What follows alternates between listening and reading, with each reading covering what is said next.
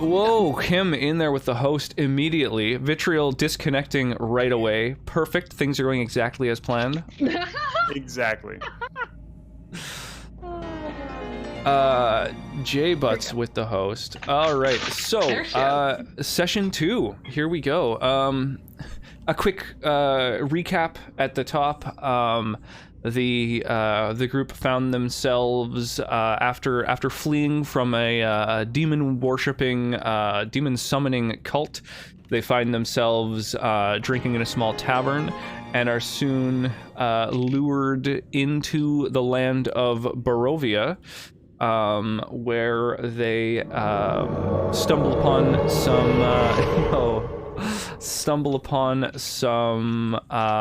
children who are in need of assistance. So they are now in a house where there's a lot more to it than first met the eye.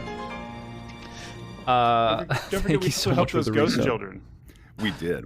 Yeah. Indeed, yeah. So it turns out that the children were actually long deceased, and you have now laid their remains to rest in their family tomb. And exploring the tomb further, you're hearing the sort of ghostly chanting of some sort emanating from downstairs. I mean, already you're in sort of like a basement, but even further down is where this sort of chanting is happening. Yeah, you find yourself sort of at the top of a set of stairs. You've just finished slaying some ghouls. And they deserve it, to be honest. Yeah, I think so too. I mean, they did come at you first. How is everyone, by the way? How's everybody in chat doing? Delia, Literary Shoes, Sigamigs, Black Roses, thank you so much for the resub. Yeah, we will be interacting via chat, I think, with everybody. And during the course of the session, as per usual. Absolutely let me know if anybody's audio levels still need tweaking, if anybody's a little bit too loud, a little bit too quiet. I tweaked them some before stream, but it's tough to tell just in an audio mixer what the actual, how it hits the ear. So can you make us big, Rocks? Well, so we can say hi. Of course. Yeah. Everybody has always to be able down to make see you us, big. right? Hi, everybody. Good morning, good afternoon, good evening, good night, everyone. Absolutely a pleasure as always. Yeah, what he said. Yeah. That one. How's everybody doing? It's so nice to see. Yeah, For the Senator will miss 99% of the things going on here. I was stoked that we've been live for 3 minutes and already we got tons of people stopping in and hosting and Tons of really attractive people. That's true. That's true. A lot of babes in chat today. Yeah.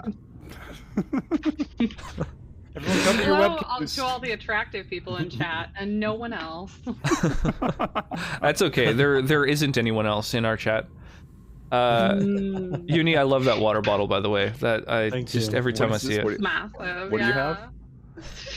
Wow. Just a water cooler. Water bottle. God. Cheers. It's amazing. Oh, You gotta Lathander, stay help us. hydrated. It's very important. Yes, you're absolutely right. You're absolutely right. Also, I don't want man. to get up and fill up my water, so. Oh, hydrate command. Everybody has to hydrate for those. Uh-oh. Thank you, Black Roses, as always, Not beautifying again. Cheers. my ugly mug. Everybody's gotta hydrate. Okay. You're really getting your channel points value. Oh yeah, With oh yeah. many I people keep them here. cheap too. I like people to be able to just go ham, have fun with them. Go Yeah. ham, brother. And with the hydrate, you get like sixfold the volume of water, so you're right. Truly for getting the your money's channel worth. Points. True. Like liter per channel points, it's a good deal. Yeah, that is a pretty good deal. That's true. Is coffee true. adequately hydrating? Yes. I don't I know. am- That's what I'm drinking. Let's hope. Man, now I want to make coffee. got I didn't plan flag. ahead on this. I'll wait for the break. What are you drinking exactly there? No, No, you don't it's want to tell water. us. It's water. It's Oh, water. That's what they all say. sure. Okay. Yeah. No, Believe I you. actually have 2 glasses of water next to me. I'm trying to Nice. be nice to myself today. Just dual wielding. Yeah, dual wielding water. Dual water bending. That's it. Yeah. Ooh. Dual wheel water. I love Keep in mind, you do reduce damage with that offhand water. Oh, nice. Okay. Well, wait, does that mean I don't have to pee as much? Is that? Oh. Yeah. Well, speaking of Hopefully. offhanding, what were we offhanding last session that was remarkably effective? What is it? Was it a The lantern? lantern, yeah. It was the lantern. Yeah, yeah. Yeah. I was gonna say It either, did either more the lantern. damage than my spear. Yeah. It certainly struck more often. Oh my god. It's only effective against bears, not wolves. We're all gonna have to get a lantern now since it was so useful. Those are the same thing. Senator. Yeah, exactly. Yeah, the same. Yeah, there's no wolves aren't real. They're just bears. Bears, large or small. They're just I did quite enjoy the confusing bears and wolves through line last session. That was pretty great. Oh my God, Black Roses, thank you so much. 5 gift subs. You were truly, Rat got truly one. too kind. Oh my gosh. Thank you, Black Roses. God damn. No, I got my one. God. Thank you. Nice. Perfect. There you go. Oh man, that's pretty awesome. That's pretty awesome. There you are. Black Roses is pretty Yeah. awesome. She's one of my mods, so I'm partial. Notifications still might be too loud. A little biased, yeah. Oh, I just realized why the notifications are still loud. I reduced the volume of all of my notifications. However, all of my gift sub and resub ones are alert variations, of which there's something like 90 of them, and each of them has an individually set volume. So, yeah, What? I think they're just What did you do, gonna be sir? loud. You're so extra, and I'm here for Yeah, it. maybe you're a little too creative, so just like pull back a notch. No, yeah, you're making the rest of us look bad, buddy. You know what? I can actually manually lower the audio of my alert box, just in general. Maybe I'll do that. Yeah. I can't hear any of your alerts anyway, Yeah, I got it muted. and none of us can Yeah, hear same. them. Otherwise, that would be really difficult hearing us Yeah, no, that would be twice. absolutely impossible. There you are. Insane. Sure. Taz gets subbed on. Oh, dude, Amy! Holy crap! I was messing with my alerts. I didn't even see the big old sub bomb. Thank you, my dude. Just a Holy sneaky, crap! sneaky sub bomb. Just Triggering a hype train. yeah, Oh, No. Getting Almost. close. That's exciting. starting with some hype. Oh my gosh, 10 gift subs and we're 7 minutes in. Yeah, Holy yeah. crap. And then, oh no, we need a hype train, don't we? Yeah, get it, Uni. Oh my god! All right, there we go. We've balanced out the gender imbalance. What is a man? Uh, A miserable Jesus. little pile of secrets. so overboard for Yeah, I for know, just right? triggering the hype train. Thank you, you guys. God. Holy crap! Y'all are it's Well, hey, I calling mean, you're me doing a lot extra of while work, you're all while you're right? doing this stuff. I don't have many bits, but Doma. You got them all. There you go. That's all I got. No, I just got a really PayPal, I appreciate don't it. do bits. All Just I get. remember to put in the live notification on the Discord. Did you guys do I lowered that? the volume of the alert box, but it seems that right, it's been routed through VOD audio. Yeah, it's just unfortunately subs and cheers and stuff are just going to be loud as hell. Unfortunately. Who is Yeah. this pretty How lady? about you? That's how it goes. Oh no, there you are, Rox. Okay.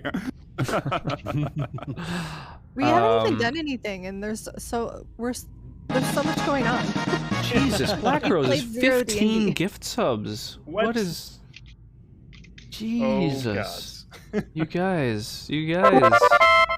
This is pretty. 69 This is pretty bits. badass. Oh my God, you guys. Nice. gonna If make you that one. if you want one Hi of the hype train emotes, it's only 100 Lord, bits, Black you Roses. guys. Thank you, man. Yeah, there you go. Wow. Sweetheart. Oh Hey, Max. crap. Well, we're gonna be, or I at least, I'm gonna be listening to these alerts for a little while now, as will chat. Do we want to give everybody a quick reminder, a quick little recap as to who everybody's characters are? Oh, I'm sorry. Are we gonna play D&D? I thought. Oh, that was... yeah. No, we're just here for a scam train. That's it. A good old train and bail. Start at the top with Uni. Yeah, I'm clicking end stream in 5 minutes, by the way. So you know. Well, I could start by presenting who my character is. My character is basically Laszlo Fiadalzo. He is a human monk who has been disillusioned by the ways of his monastery and has set out to see the world and find his own way. You were almost a Jill sandwich. Nice. Classic tale. Nice. Absolutely. I am playing Otlin, the Aslan. What is a man? And, he A miserable kind of grew little up pile with of a secrets. unicorn friend who bounced him to the Feywild an awful lot. So he doesn't really have a great sense of time. He's late a lot. But he heard about this. But he's got a connection to the celestial realm and to the Feywild. And his god Lathander is like, hey, here's this cult. Go help people out that don't want to be in this cult anymore. And ended up hiring Vitriol, I believe. I think that was what it was, as a go-between. And we got a bunch of people out of that cult, and here we find ourselves in various ways. And that's about it. Yeah. Sorry. He's a goody little two shoes. All right. Indeed. An adherent to the Morning Lord. By the way, clerics of Lathander specifically are known as Dawnbringers. So you know that's sort of the order of your sector. Here we go. Yeah, I'm a big fan of the Dawn because there's always another one. You might be having a bad day today, but tomorrow the sun's going to come up. It's going to be beautiful. I like the Palor reference in that text to speech. By the way, that was a good one. Literary shoes. That was too close. You were almost a Jill sandwich. Who's that? Kim? I think that's me. Yes. Hi. I'm Kim.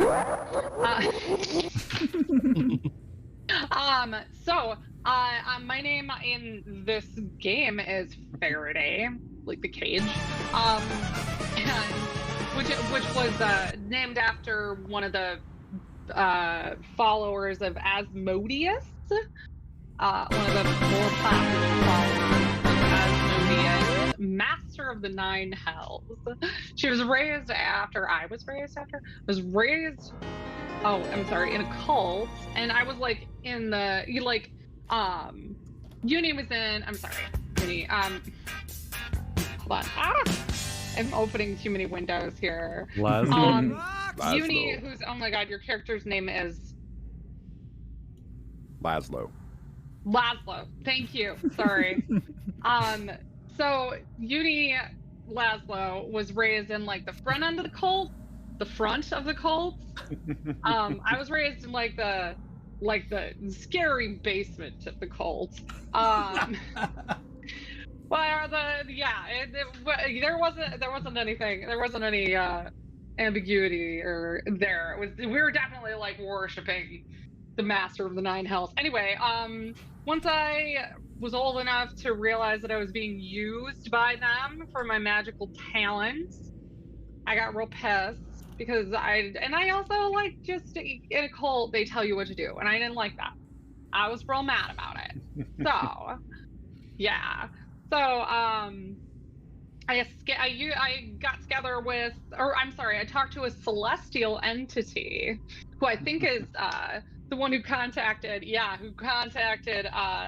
I wish our character names were on the screen here because I'm drawing a lot of blanks. The one who contacted Senator, I believe, righteous.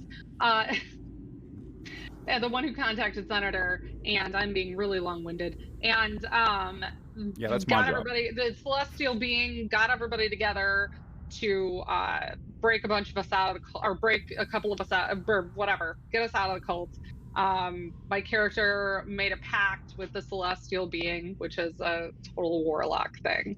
So yeah, as much as she hates working with a celestial being, she felt like it was the only way to get out of the cult. Forced to do good now. Having goodness imposed upon one. Ugh, gross. Well, excellent. I'm Tobias Legstrong. I sort of washed out of the military due to traumatic events causing the development of a little bit of a phobia of blood. It's fine. I mean, I can make it work with this warhammer. Other than that, I sort of bounced around between different locales before I ended up with at said monastery, working as a guard. Be finally somewhere where I won't have to be constantly exposed to gore that will further trigger my existing phobias. But as what transpired has been established, I'm now with the rest of the group. Indeed, yeah. It turns out blood magic makes a hell of a mess. How much do they pay the janitors in this cult? That's what I want to know. Can't take the heat. Yeah. Janitors must be in on it, right? Oh, they gotta be. It's a bunch of high-level cultists and the janitors that know exactly what's going on. The best thing about being a cult leader is you don't have to hire janitors. You know, you just got all these people willing to do whatever. You make it one of the tenets of your faith that service is a good thing. To achieve nirvana, y'all got to clean up that blood splatter. Yeah. That was one of the reasons I needed to get out of there. I was not about to be cleaning up after blood splatter. Thank you. And Vitriol, people. What's I am playing Robin Ashenoke, an elven merchant, and I was hired by Althan. Yes, I'm a merchant. Hired by Senator Altan to help rescue people from the cult's very noble, fantastic cause. I happen to be working with them because I'm a merchant, and if people want to buy things, I don't care who you are. I'm going to help you acquire the goods that you need. So I had an inn and helped everybody escape. So all the bad deeds counteracted with the good deeds, you know? Yeah, absolutely, yeah. I mean, if you do a good thing for money, it's still a good thing. Exactly. Yeah. Maybe a better thing. That is the party. We are just in the midst of traveling through the home of some deceased children and their family. The ghost kids lured you guys in, and now it seems that you're not really able to leave, so down the rabbit hole you've gone. So we're in a manor basement, like a Indeed. crypt, and we hear chanting, so we need to investigate the chanting. Correct, there is crazy chanting going on. Pardon me. Adequately explore this floor? We did not, no. Okay. No, there's a room we didn't enter. Well, you haven't done the sort of classic RPG completionist, hug the right wall, don't make progress approach, but you have found the stairway leading down where the chanting seems to be emanating from. But that said, it's totally up to you guys how you want to approach this dungeon. I'm gonna walk down to this little corner and see what are the stars that are on the map? Yeah, that's what I'm about to go investigate. I don't know. Wait. Do we know? Yeah, so from this distance, you can see what looks like a big statue. Okay. Nice, splitting the party. This is what I like to see. Laszlo, Uni. This room is festooned with moldy skeletons that hang from rusty shackles against the walls. A wide alcove in the south wall, which So this map is sort of tilted on its side. So what we, looking at the map, would call the east. Oh, good. Thank you, Black Roses. Really splitting the party. A wide alcove in the south wall contains a painted wooden statue carved in the likeness of a gaunt, pale-faced man wearing a voluminous black cloak, his pale left hand resting on the head of a wolf that stands next to him. In his right hand, he holds a smoky gray crystal orb. This room has exits in the west and north walls. Chanting can be heard coming from the west. It's so hard to pay attention when you're Kermit. I really tried, but I'm not sure I understood any of that. I have no idea what you're talking about. Chanting happening here. Sorry. Are we going to investigate, I guess? I'm going to yell back to Tobias before he moves over. I'm gonna go around this corner real quick. And that's it. Wait, I should be up in front. Wait, the chanting is coming from where Senator and Tass are? Yes. Yeah, exactly. Oh, okay. Tobias, Tass. Wait, hold on. So you see a chandelier suspended above a table in the middle of this room. Two high-backed chairs flank the table, which has an empty clay jug and two clay flagons atop it. Iron candlesticks stand in two corners, their candles long since melted away.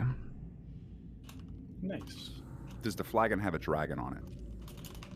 Upon closer inspection, you find that unfortunately, it is not a dragon flagon. Okay. Is it would it be more of a chalice? And if so, does the chalice have a palace on it? It is unfortunately not a palace chalice either. Okay. It appears to be an empty clay jug that has no rhyme scheme whatsoever. Okay, so it's a vessel, right? Oh my gosh. Altan, do you think there is no trestle drawn upon it? Altan, do you think that chanting is the parents of those children we met? Yeah, I'm pretty dumb, so it could be. Do you think they killed their own kids? I mean, well, it's not like the most. We just came from a cult, so I mean, yeah, clearly some. I believe also the skeletons were pretty ancient, right? The ones that we put to rest. Oh yeah. They were, yes, absolutely. Yeah. And you don't really know how to date ghouls, aside from maybe buying them something pretty, picking them up outside the parents' place. But you meet them on Tinder, you know? The ghouls that rose up out of the ground were probably pretty old as well. Okay. So like more than a year old, at least. Yes. At least a week. Yeah, at least, the very least. And finally, this room over here. Right. Oh yeah. Well, I love how far you guys are getting from each other. This can only end well. It looks like we should slow down. Slow down and investigate the rooms that you're in. Yeah. No. Each get into different rooms, and then thoroughly investigate. It's more efficient. I'm sure that the ghoul ambush was a one-off, so you guys are now safe to just completely spread up into totally separate rooms. Yeah, you guys, hold on a second. Tobias, can you hold on for a goddamn second? Where did everybody else go? Jesus fucking Christ. What? Like a Zoink Scoob? Is there anything that I can loot from the statues? Because I did not pay attention when you were Kermit and talking about what the statues were about. I have no idea what you're talking about. I just want to know if there's things that I can... Yeah. Should I investigate the statue? Well, the statue of this gaunt, pale-faced man is holding an orb, a smoky gray crystal orb. Can I feel like I want that. On it? I'm imagining you like a Boo and Aladdin with the big movie. You're like, yeah. I need the orb. Yeah, you better not be contemplating that orb again. You know. Are you contemplating your orb in there again? I feel like that's a euphemism for something, but That's- I don't know why. No, That's it's a what I meme was going around for right there. now. Yeah, Oh, really? yeah. So can I? Oh, can we? I just hope touch that the orb picking up or this try to orb grab doesn't it? Fusroda you out of the room. Fuck yeah. Who's? Let's Fusro investigate Faraday. the statue. Okay. We'll do it together. We'll peruse. You Yeah, are indeed this might be perusing. trapped considering what Tobias, we've seen Tass, before. the room that you're entering contains a large wood-framed bed with a rotted feather mattress, a wardrobe, pair of iron candlesticks, and an open crate that looks as though it contains torches, with a leather sack sitting atop them. At the foot of the bed is a wooden footlocker. Okay. Yeah. You can jump back to Robin if you want. Just boop. Right. Yeah. So, Robin, what are you up to? Vitriol? Oh, I am going to be investigating the statue and Yep. trying to find its secrets. Can we? So Can I we will- look at it together? Does Yeah, Yeah, absolutely. absolutely. Yeah. If you like, you could roll investigation rolls. You could. Apparently. Yeah. I don't know. I mean, certainly, the thing that's evident is the it's a wooden statue. It's been painted to look like a gaunt, pale-faced man. Black cloak. His pale left hand rests on the head of a wolf that stands next to him, which is what the smaller of those stars on the map are. In his right hand is the crystal orb. That's about all there is to it. Laszlo, you feel like the orb might be worth a little bit of cash. It looks like the kind of spell focus they sell in those those shops that have tarot cards and all kinds of books on astrology and whatnot. Okay. I'll carry the orb. I have a container specially designed for breakable goods, so I feel like I can, Okay. like I Sure. can Yeah, let's not transport it bring safely. it. And can I grab it and hand it to? Yeah, so you take the orb from the hand, and slowly from around the statue, these 5 figures kind of rise up through the floor in these black cloaks. Oh, this is great. Typical. So I shriek Hello? like, and then. Ooh, that startled me. Piercing shrill shriek. Yeah, I hear Oh, lots hell. of shriek, and I'm like, oh, not again. Yes, the rest of you hear a shriek from an adjacent room. Why don't you each click on your token and then click on the initiative button in order to roll initiative? And so this door that's in the bottom square of the room that's adjacent. Uh-huh. Is that No. open and or leading in directly into their room? I mean, it looks like it should be, but It is currently closed. Now let me. I like that I'm Oh, I like see what's going on. surprised by it, but I still rolled the high initiative, so it's like super fast reaction. I was. Yeah, totally you on the are wrong indeed a monk. screen. That is You are true. quick to react to danger. Oh my god. I'm scared. All right, so I believe we have the Senator, Uni, Vitriol, and Tass's initiative. Kim, have you located your initiative information? top of your character sheet.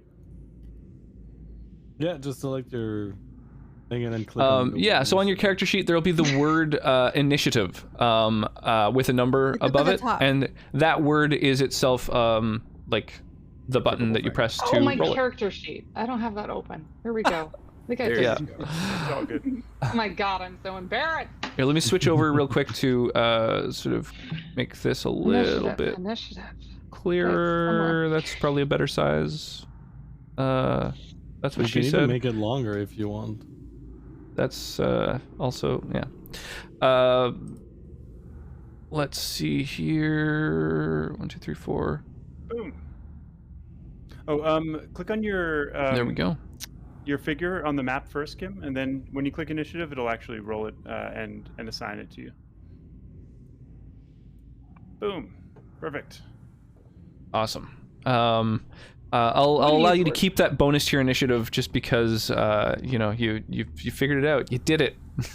Wait, is there a bonus on it? So Vitriol, you see Laszlo pull the orb out of the hand of this statue, and immediately you see these things rising up from the floor, and you are just quick to react.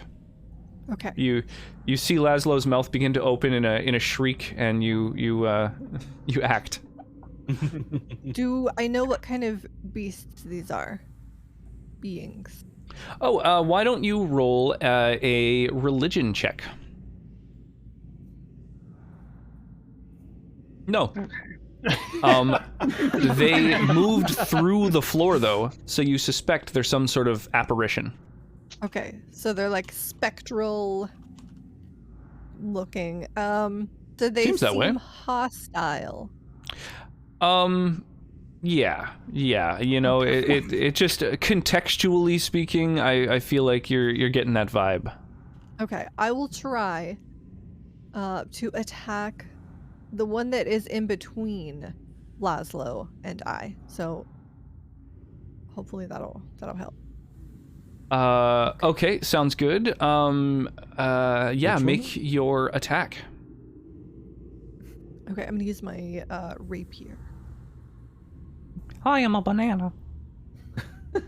My Alright, there you spoon is too big.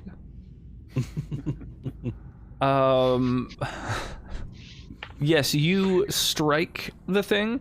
However, you also can add sneak attack damage to that because you have an ally adjacent. So you can even roll an extra d6 if you like. Ooh. Nice. But when your dagger or your rapier rather sort of strikes it, there's like resistance, and you can see it sort of rippling around the weapon, and it seems to sort of recoil from the attack. But the lack of resistance makes you feel like maybe this sort of mundane weapon isn't doing the full kind of damage that you'd hope to do to it. I'm not magical yet. It's bad news. But certainly some damage is dealt to it. It's not completely ineffectual. And then Faraday, you hear a shriek from the adjacent room. What's your response to this? I mean, it's the same response I have to everything. I'm gonna run into the room and Eldritch blast the hell out of it. I feel like that's a pretty standard. Sure, so you have 30 feet of movement, which means you can move 6 tiles. If you're moving through a tile which includes like the table, for example, then that would count as 2 tiles worth of movement because it's you're sort of having to leap over and under things. 2, 3, diagonal 4, squares count as 1. 6. That's it. That's 6. Let's 1 to the side, 1 diagonal is 2, 3, 4, 5. You can move 1 more if you like, because 1 more. Is the bottom area a door? Mm-hmm. I can't do. Could you go to is that a door? It appears to be. You could go to the door. That might be shorter. It's a door, but it's currently closed. Wait, hold on. Yeah. Where's that? Oh, that at the bottom. Of that room. Yeah. Yeah, we don't know if it's like locked, unlocked. I don't know. Indeed, yeah, it may be locked. You're not sure yet. I'd like to try to open it. Sounds good. Grabbing the sort of handle, your hand becomes sort of stuck to it, and it's got this weird kind of, I don't know, sort of film on it, and then the door sort of begins to part from the center, and you see teeth and a tongue. I made things so much worse. I want to absolutely Eldritch did. blast the hell out of it. I just want to kill it. I just want to just attack it, please. Sure. If you like, you could roll a history check to sort of try and discern what this might be. I have so much open on my monitor. Okay. So good. Why did I So, roll a 12? yeah, you're familiar with this concept at least. Mimics. They pretend to be something, useful, and then strike when you're least expecting it. So you, your hand is adhered to it, and you are sort of unable to. Let me stave in the other hand. I can't just like. Sorry. And what was the ability you wanted to use? At it? Yeah, you could Eldritch Blast. Now the downside of that is that because it's adjacent to you, it is physically touching you. A ranged attack has disadvantage because you're kind of struggling with it. Okay. I'm sorry. That said, let me look at this again. I do have. Wait, no. Hold on. I'm sorry. Let me look at this again. The Sacred Flame is radiant damage. Or Hellish Rebuke. No, because it's not a... Okay, yeah. Sorry, you're right. Can I try the Sacred Flame then, I think? Yeah. There we go. Sure. So you can click on it to do damage. I guess it makes a is it a dexterity saving throw, I believe? Is that right? Yeah, it's a dexterity saving throw. Oh, yeah, there's your mimic. So it got an 8. So yeah, you absolutely you strike it. It's radiant damage, is that right? That's showing up as okay. I believe it is radiant damage, yeah. Yeah. Yeah, so you should be able to click the spell in your list of attacks, sort of in the center of your main character sheet. Oh, I'm sorry. I'm clicking it over in the spells tab. I'm sorry. We were just doing this last week. Gotcha. Yeah, that's fine. It's been a couple of weeks. It's a new tech to you, you know? Excellent. You have done 1 radiant damage. Ooh. Right. Yay. Yay. Yeah, congratulations on beginning 2 separate combats simultaneously. Yeah, I know, this is not ideal. I'm glad that there was a hype train early in the stream, because if there's a party wipe, it's a good way to start the stream at least. Absolutely.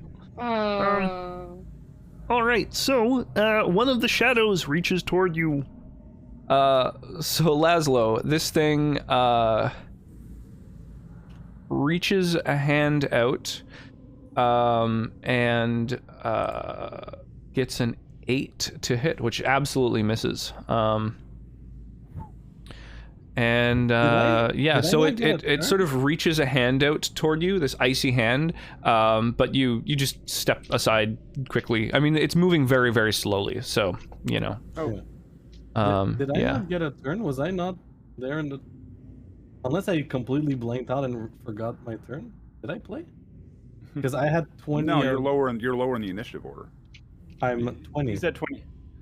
Oh yeah, you okay. So you were tied with Kim. My bad. Yep, I totally skipped you. Okay. My apologies. Okay. It's a good thing you noticed. Oh, it's fine. Yeah, I just realized that. I was like, So may I do my turn, please? Nope. Yeah, of course. Well, better luck next time. Use it or lose it. Yeah, sorry, I missed it, and that's how it is now. Don't worry, you have a lot of things to figure out. So, what I'm gonna do is I'm gonna use my spear to hit the same one that was hit by Robin, and I'll do it one-handed because I'm also holding something again in my other hand. Right, yeah, you have a lantern in hand to provide some light. Yeah, And no, it's really. I mean, the function of that lantern is not light. just- Let's be honest here. It's an offensive lantern. Just hit it with the lantern and get it over with, okay? We know that's how it's gonna end. okay, so let's see. Oh my god. I really should not have used the spear. So not the one. Yeah, so you grab for your spear and you feel like it's taking you too long to get it. You're just kind of reaching for it, fumbling for it, and while doing that, you can also sort of use your bonus action for other things if you like. Yeah, I'm gonna use my bonus action to take the dodge action. Oh, interesting. Yeah. Sounds good. Yeah. So I'll spend 1 key point and I'll enhance my chakra to watch the 5 ghouls, the 5 spirits around me. I think it's a good thing to try to maybe not get my ass handed to me on a platter. So yeah, It may also be wise to plan a tactical retreat, but at least withdraw to an advantageous position. So Yeah. the guy who's not attached to a mimic. yeah. Oh well. But yeah. So, well, that's my turn for now. Okay, We all should right. move. We should move. Maybe, yeah. Could I? Where do you want to move to? The hallway? Let's go back from where we came. Okay. That's the safest bet because If we you- don't want to get. If you chose to use your bonus action to disengage rather than dodge, then Oh. you could do that this turn and not impose any attacks of opportunity against you. Oh, yeah. Could I do that? Yeah. Yeah. Okay. Yeah, so I think we I should do use that. a step of wind and just like a floating wind, I Yeah, I can slither away. move first and get out of your way. So we Okay. can move what, 3 squares? But Yeah. 1. Yeah. Am I making that up? Is 3 right? On your turn, Vitriol, do you have the opportunity to disengage as a bonus action as a rogue? Or is that just I one think archetype so. of rogue? All I can't. rogues do. Yeah. Yeah. Okay. Yeah. So you can spend your bonus action to get out of there without imposing any attacks. You can also, you could move up to 3 tiles further if you like. Oh yeah. Okay. Let's get out Mm-hmm. of here. Peace out. And then Uni, you can move from there up to 2 tiles as well. So up here? Yeah, from where you're currently standing. Oh wait, no, I have 40 movement speed. It's true. Oh, my bad. Right. So up to 2 more than that. So you could move up to 4 tiles. Moving through an ally requires an extra 1, but yeah, you can move 3 more squares Okay, if you so like. 1, 2. Whoops! I just moved the wrong. Move away. I'm just gonna. Yeah, you No guys one are saw capable of that, moving just- each other's tokens as well. Okay, so that's this is my turn. I have float away. Sick. Yeah, awesome. Altan, the senator, you notice this sort of creature pretending to be a door that Faraday is Alright. now stuck to. Can I make some check to see? I mean, I don't just to know if I know this is a mimic or whatever happens to be like. Yeah, you definitely notice it 100%. If you like, you could also make a history check to discern how much you know about this kind of creature. Okay, perfect. I would love to. Do that. Also, You can stop fucking around and help me. No, I'm just kidding. Uni, did you bring the orb with you, or Yeah. what's Yes. that? Yeah. Yes. Okay. Put it back. Put All it right. back. History. Did I make a history check? Oh, Yeah. lovely. So this is the most violent door you've ever seen. That's wonderful. I do not enjoy this door. What an angry carpenter must have made this. Among the Yeah, things yeah. you've seen, you managed to remember. It's the most violent door. Yeah, correct. So I am going to see if that sacred flame is going to do a little bit of damage to it. Hold on, you saw me do a sacred flame, right? Well, yeah, but I'm a cleric, and I mean, just there's out of not a lot. curiosity, would you know that that's a good? Would you know whether or not that's the right move? Just. I mean, Just it did saying. damage. You did do damage to it. Yeah. You did harm the thing. But I think it's because you rolled a 1.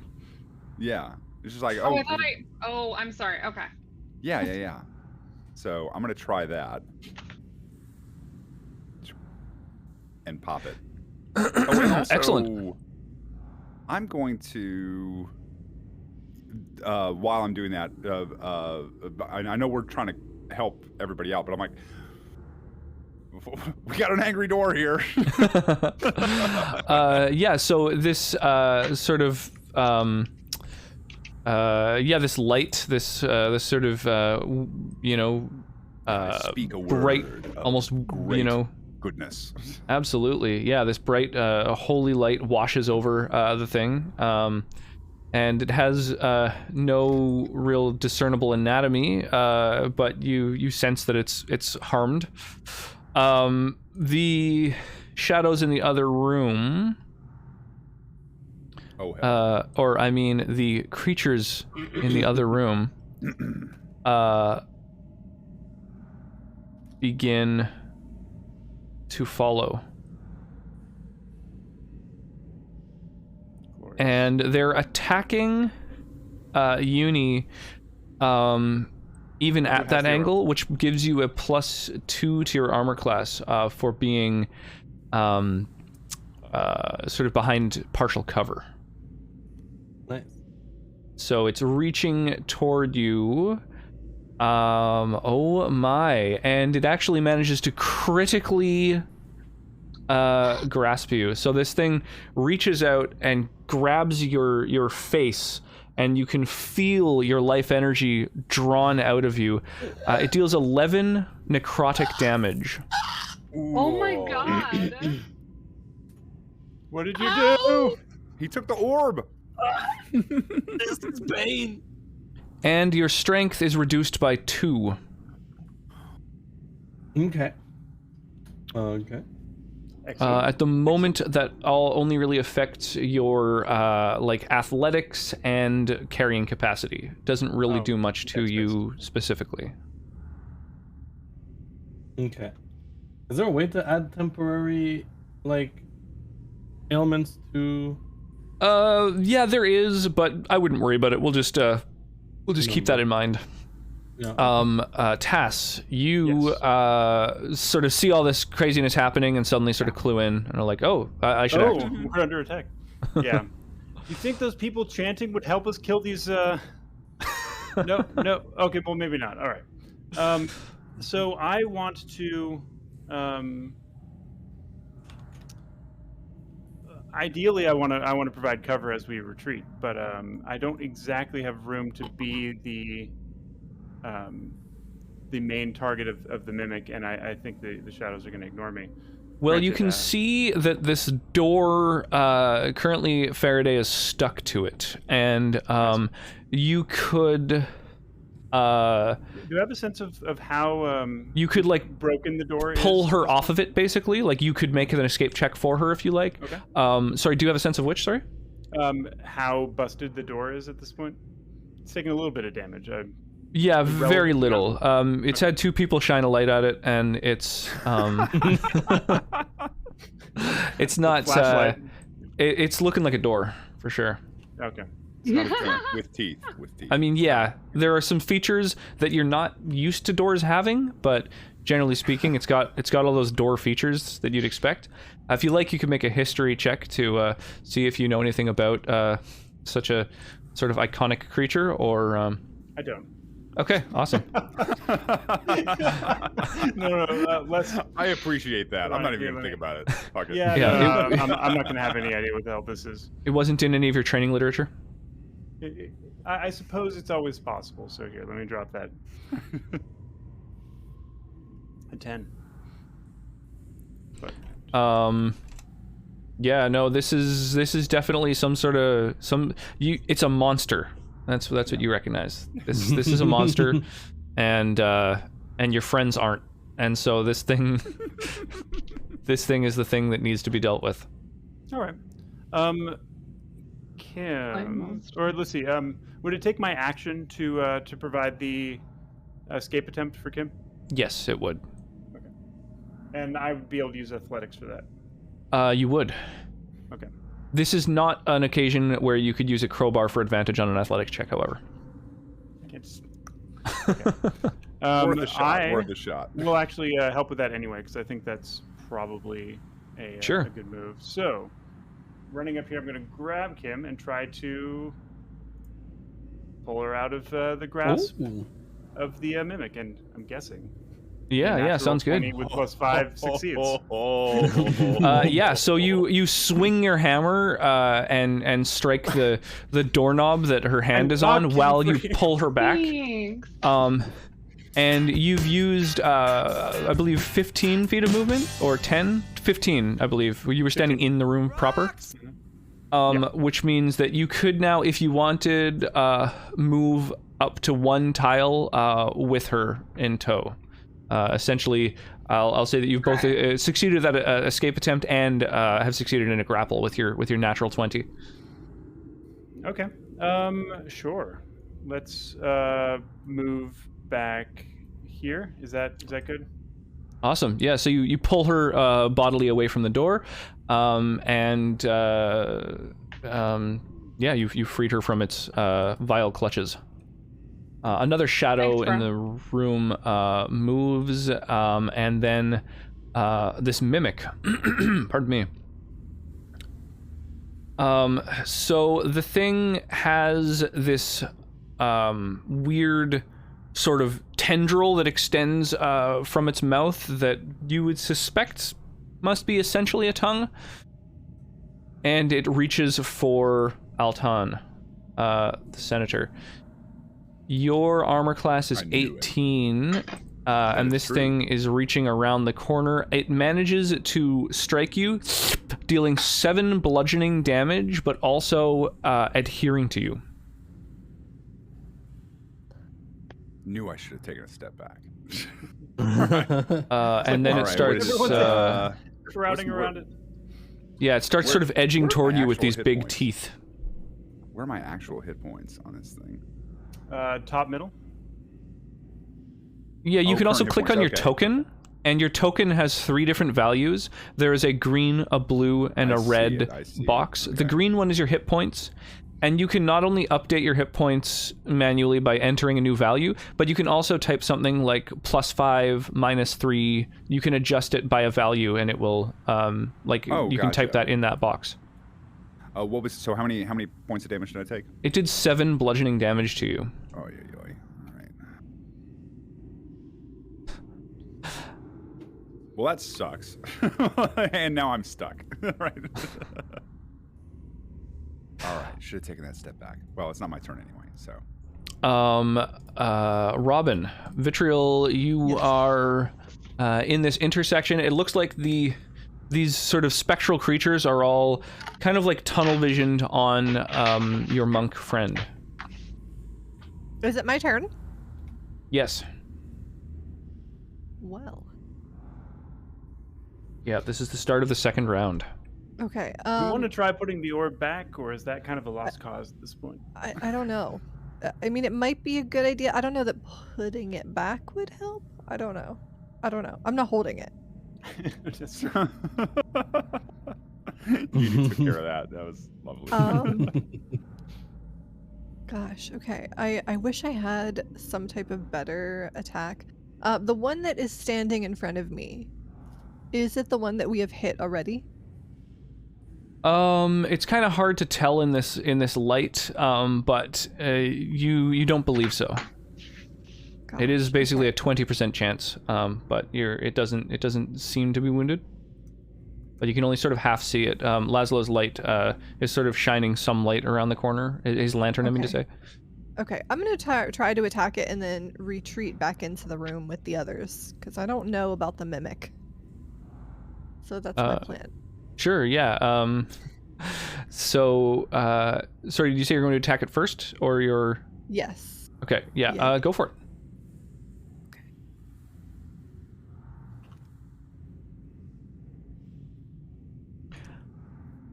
Yeah, unfortunately, you can just sort of barely see it, and it's kind of in the shadows, and you're stabbing out there, but you're pretty sure that you haven't managed to hit it. Okay. All right, I'm gonna move. So, wait. So it's a dead end down here. I don't know that we necessarily want to be trapped on both sides by. I mean, I agree with that, but I don't really know. that there's a mimic. Do you know what I mean? Yeah. I'm thinking like I'm just going towards my party. You've expended 25 feet of your movement. If you wanted to move any further, you may. Okay. I have 30 feet. I believe so. Yeah. Unless as a rogue, I don't think you get any bonus movement. No, I don't think so. Okay, there we go. This is as far as I can go. And then Uni, you act right after Vitriol does. Yeah, so what I'm gonna do is drop the orb on the ground. Sounds good. And then I'm gonna run away. Sure, yeah. As you're running down the corridor, you sort of take a peek over your shoulder, and you can see these sort of specters all sort of moving toward the orb. Okay. You run. You've used 15 feet of your movement. Did you disengage? No. So I'll use my action to disengage. Actually. Sure. That's a good idea. Yeah. Okay, awesome. So yeah, so you've used 15 feet of movement. If you like, you can move up to another 25 feet. Yeah. So 5. Sorry about that. Once you've clicked your token once, you can use the direction keys on your keyboard to move it around without having to re-click it. So if you like. I arrive here, I'm like, what happened here? What is this? Yeah, so you see this door stuck to the cleric and his teeth coming at him. Door's not a door. Could I No, it's a jar. To see if I know what it is? Yeah, absolutely. Make a history roll. And Kim, it's your turn while he's assessing the situation. Unless you have any bonus action that you'd like to take. No.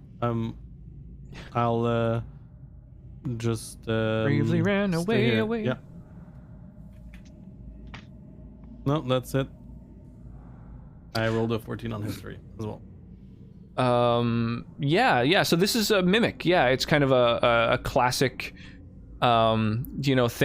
You've heard all kinds of stories, and people sort of write songs about them and stuff, and how many an adventurer has met their end to one of these sort of shape-shifting predators.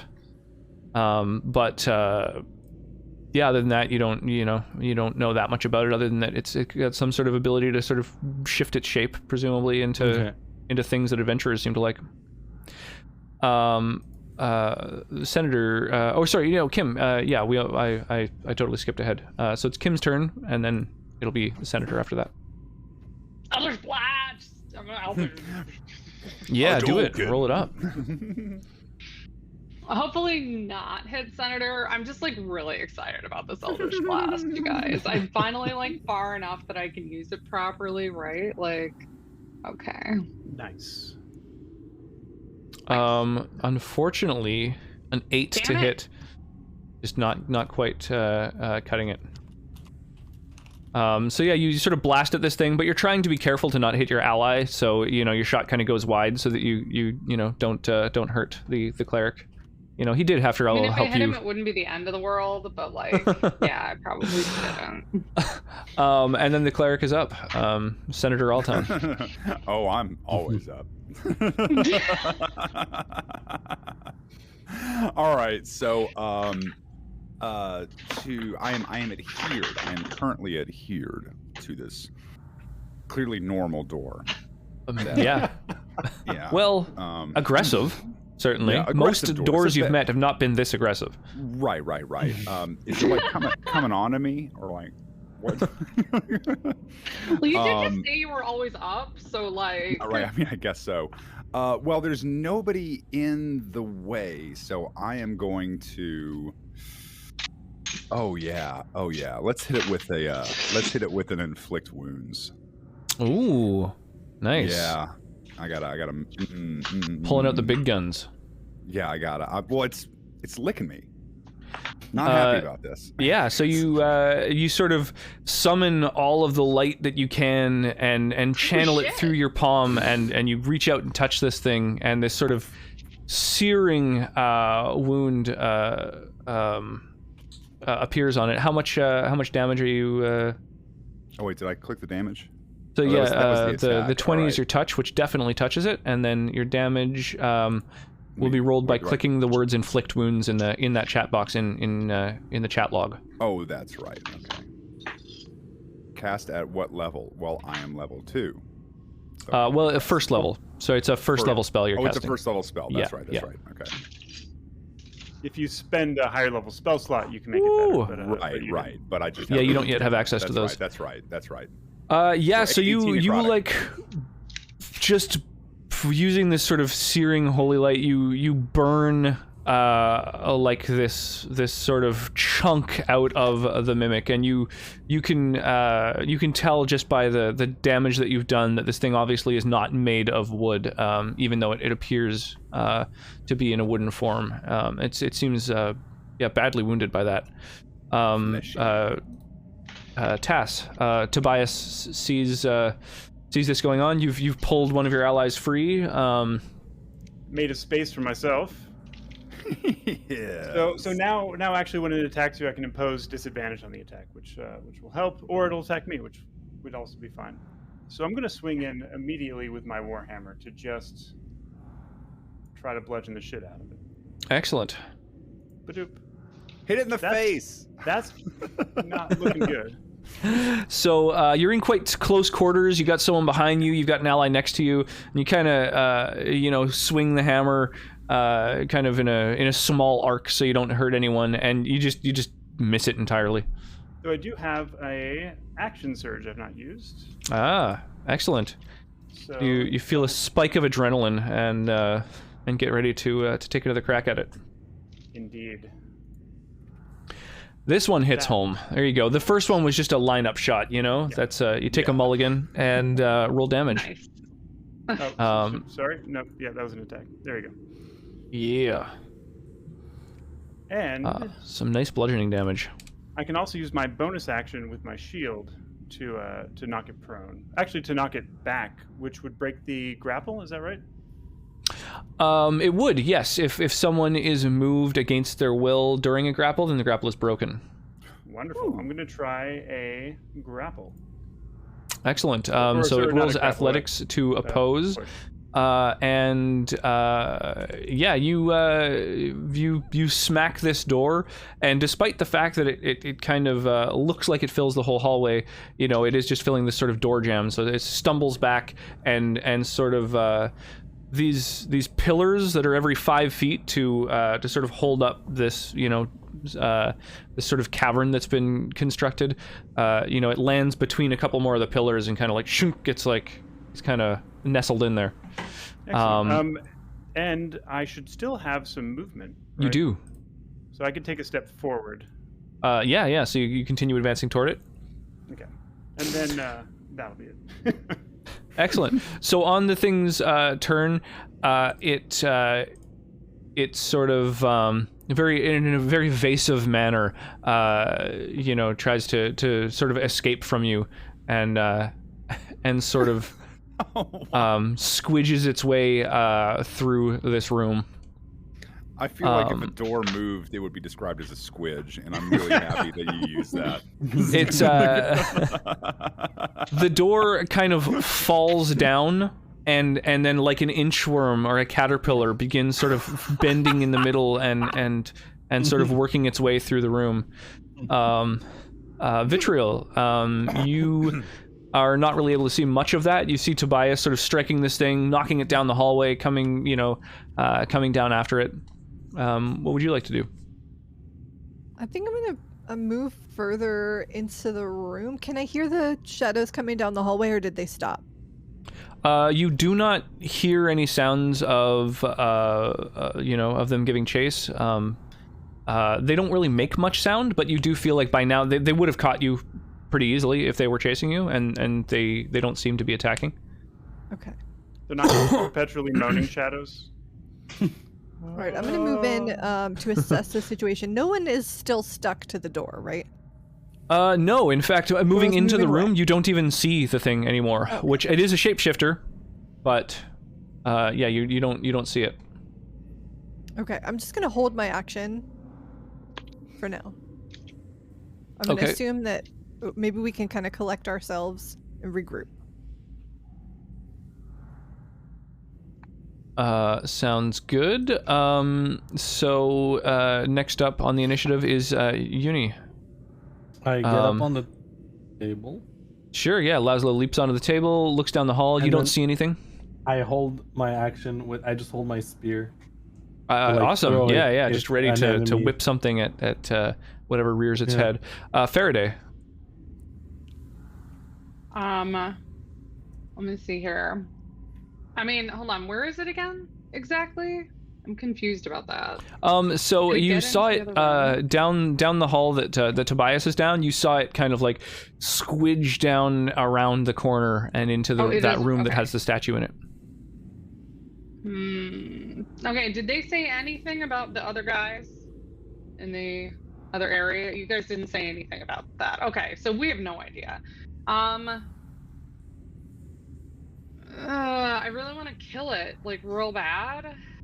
Well, at the moment you don't see it anywhere. It grabs me. Yeah, it grabbed you. You got to get it. No.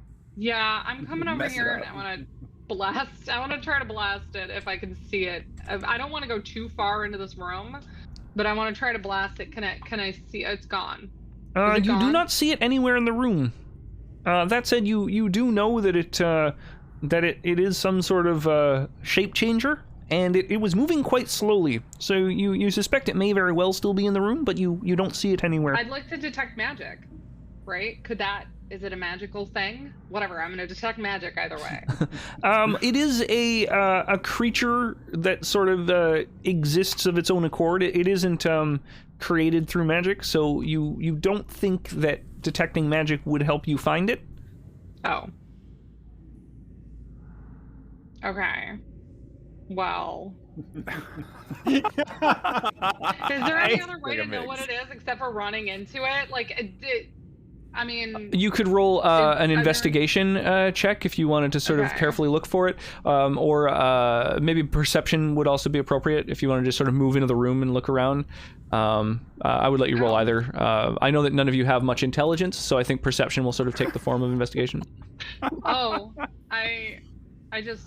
Oh. Wait, should I... By that? Is that fine? Yeah. So I would say you kind of have to move into the room in order to really investigate. I already rolled.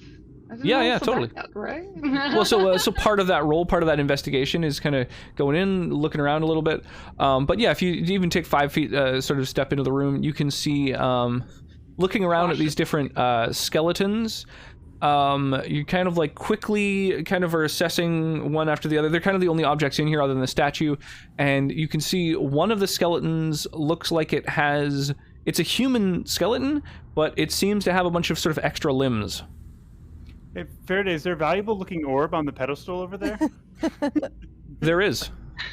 Can I blast it still? I don't know, with all the stuff I've been doing. I really want to blast it. Yeah, going in, looking around, assessing things. Sure, yeah, why not? I'll let you take a pot shot at it if you like. I would very much like to do that. I hope we're not entering those shadows that just vanished by blasting their corpses. We don't even know about them, though, Tobias. I guess we weren't there. We know nothing about them. We know there was a shriek. Yeah. Probably just easily startled by the corpses, right? Oh yeah, totally. You sort of blast at this skeleton, and you like fire right at its head, and the skull of the thing just sort of like gets blown apart into dust, and you figure I guess that wasn't part of the that particular bone, at least wasn't part of the mimic. Would you like to use any more movement? Or never mind, that's actually 30 feet, so you've actually kind of reached the limit. Like, take a step back and like point it out, like tell people which one it is. I'm gonna step back into the previous room. It looks like you've actually used 30 feet of movement already. I'm realizing. Okay. So, but yeah, so I'm glad somebody is. Senator Alton sees Faraday run down the hall, and then you hear this like of an eldritch blast happening. You hear this like I am done. So 1, 2, 3, 4, 5, and I'll try to make the investigation check. Sure, yeah, investigation or perception. I'm happy with either. And perception is actually that's my jam. Yeah. Yeah, you quickly look around, you see skeletons, you see the statues, you're like, what's going on? Yeah, you don't really see much. You see that one of the skeletons, there's like a sort of mist of dust around it. That was, recently had its head blown off, apparently. So I've got my 30 feet of movement, and I currently am occupying the same square as Faraday. Do I not need to be doing that? You would have to move another square to end your movement. Yeah, pardon me. But that puts you out of movement once you hit that square, right? So I think. Yeah. So I'm. May not be able. There's to this mist of dust right here, just so you. But I can't enter that square. Is really because that would put me out of movement. So wait, where was the? No. Moving on to Kim's tile would be 25 feet of your movement, and then you have then one I have more. To go, like one more. Okay. So yeah. Then so I'm this in is the this is room. the tile where you see all that dust floating through the mist and stuff. Well, I'm gonna try to word of radiance that area, I guess. Sure.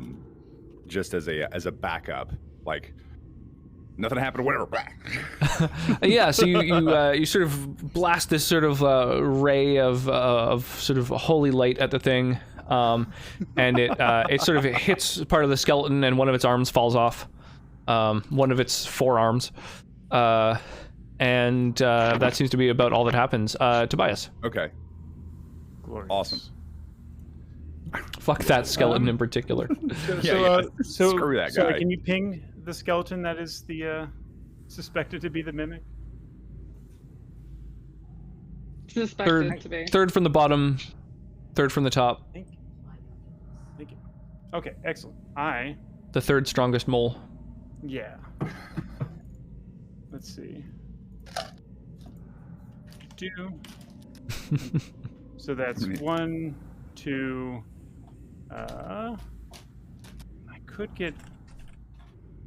Yeah, I'll come all the way up here. 3. What did we see when this got blasted? Like, did it react in any way, or is this just we're beating up on a malformed skeleton? There's all these skeletons shackled to the walls. One of them seems to, be sort of doesn't conform to the rules of anatomy that even you are familiar with, and now it also is without a head in one of its arms. So I sort of walk up and I point at him like, this one? Looking for confirmation from someone? Okay. An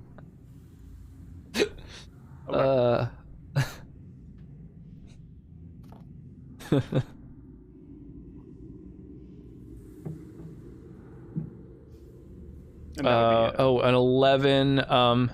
Yeah, so you you smash one of the legs, and it just turns into powder underneath your hammer.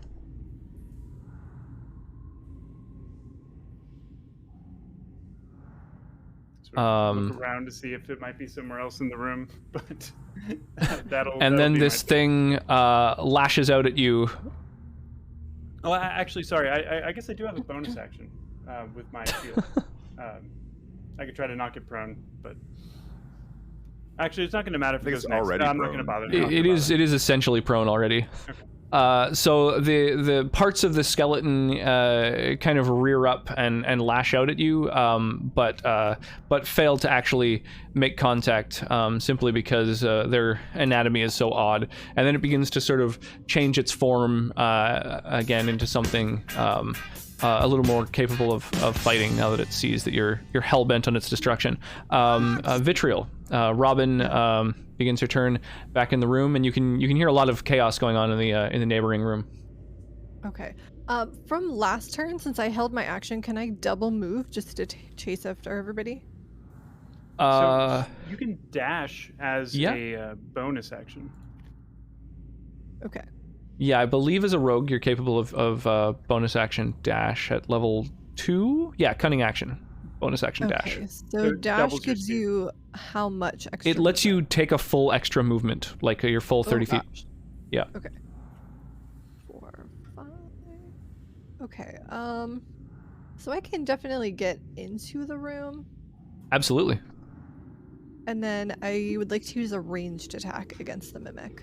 Sure. Yeah. Roll your bow attack. We're not doing well. Yeah, you guys are really struggling to hit this this amorphous blob. Yeah, so you rush in there, you fire your bow. Your arrow sort of goes just past the thing as it's sort of changing its form and stuff. Uni, Laszlo is standing on a table, looking down a hall, listening to All alone. yeah. Oh my gosh, Forever alone. Guy. Yeah, Okay, I'm so always going to think of you as Laszlo from What We Do in the Shadows, by the way. Fucking guy. so I moved, Laszlo. That guy. Yeah. I love Matt Berry so much. Bat. That's he's like my favorite character in every show he's in. All right, so I'm gonna stab it with my spear. Go for it. You pull. You have your spear in hand now. You've drawn it successfully with that first attack you made. Let's see. Ah, Boom! Your spear strikes home. Roll damage. nice. Okay, nice. Awesome. Yeah. So you stab this thing, and yeah, it is weirdly kind of sticky and adhesive. What are you doing with your bonus action? I'm gonna punch it with my trusty lantern. Get ready for the real numbers here. Oh, Yeah, your lantern, your offhand lantern again, just putting in work. Roll damage. yo! As I said, lantern DPS, the best D&D 5e build for monk is lantern. Way of the lantern. Yes, Way of the Lantern. I love it. the lantern. Yeah, you smoke this thing with your lantern, and it goes up in flames, oddly easily, and just begins to sort of melt away. Well, All right, everyone, don't touch that orb. yes. Wait, why The not? orb. I almost died. Don't touch Wait. the orb. We got attacked by shadows. Well, I take Is another about- swing at the skeleton. Yeah. You that is typical Tobias. I'm on board with that. That's in at this point you're character. confident that you finished it off. Nice. So like, wait. So what happened? What happened with the orb? I mean, like it, Shadows So- rose it's cool. out of So the I ground. took the orb, and then we heard a shriek, Shadows? and then that was you. I know that was you. These shrieking creatures rose up, but yeah. And then I learned why I shouldn't be going around rescuing people. I learned a valuable lesson today. Don't ever rescue anybody. Who did you try to rescue? Me. Yeah, I heard him shrieking like a little. I Oh no, see. it wasn't me. That's right. So yeah, you guys at this point, several of you have really like been kind of investigating this room and trying to Sure. to sort of discern what's in it, what's irregular, what could be this mimic. You do notice that in the middle of that what's technically the east wall, the topmost wall, there is sort of some odd, like the clay on that wall looks much sort of fresher than the rest. There's sort of like this patch, like a Scooby-Doo cartoon. There's like that one locker that's just a little bit of a different hue, Because of the limitations of cell animation. Yeah. and so you suspect that there might be some sort of door or something there. Before we Okay. move on, I think Laszlo is in need of some medical attention. Yeah, Is there visual Laszlo. necrotic on my face? Like just visual, like. Why don't we decay? take our first short rest of the game? Well, let me. I've got some Recover from spells that I can. Are you I just can gonna help you hunker guys down out. next to all these corpses? The smell of death in the air. Well, there's that bedroom just over there that we could. That's we could true. chill in That's instead. true. We could defend that. Yeah. I mean, But, if you really I've tried, got we some. could I've squeeze got in some that bit. healing. Unless if there's anybody another needs some mimic healing. in there. I mean, Yeah, don't touch anything. What if the bed is a mimic? There's only one mimic in there. We can take Death it. bed, the bed that eats people, right? I'd like to just. Oh, can I do detect magic in here, or did I already do that, or am I? Yeah, if you like, you detecting could magic spend right 10 minutes ritualizing a detect magic spell. Or you now? could spend a spell slot on it. Like I can just detect magic whenever. Oh Like, I don't yes, think you I have an to. invocation. I'm sorry. Yeah, you spend an I have action. An Yeah. invocation, that's the word. Yeah, I yeah. can just So detect magic at will. absolutely, yeah. You briefly close your eyes, and when they reopen, they have this sort of this almost light that they emanate. This sort of reddish hue that they give off. And you look around the room.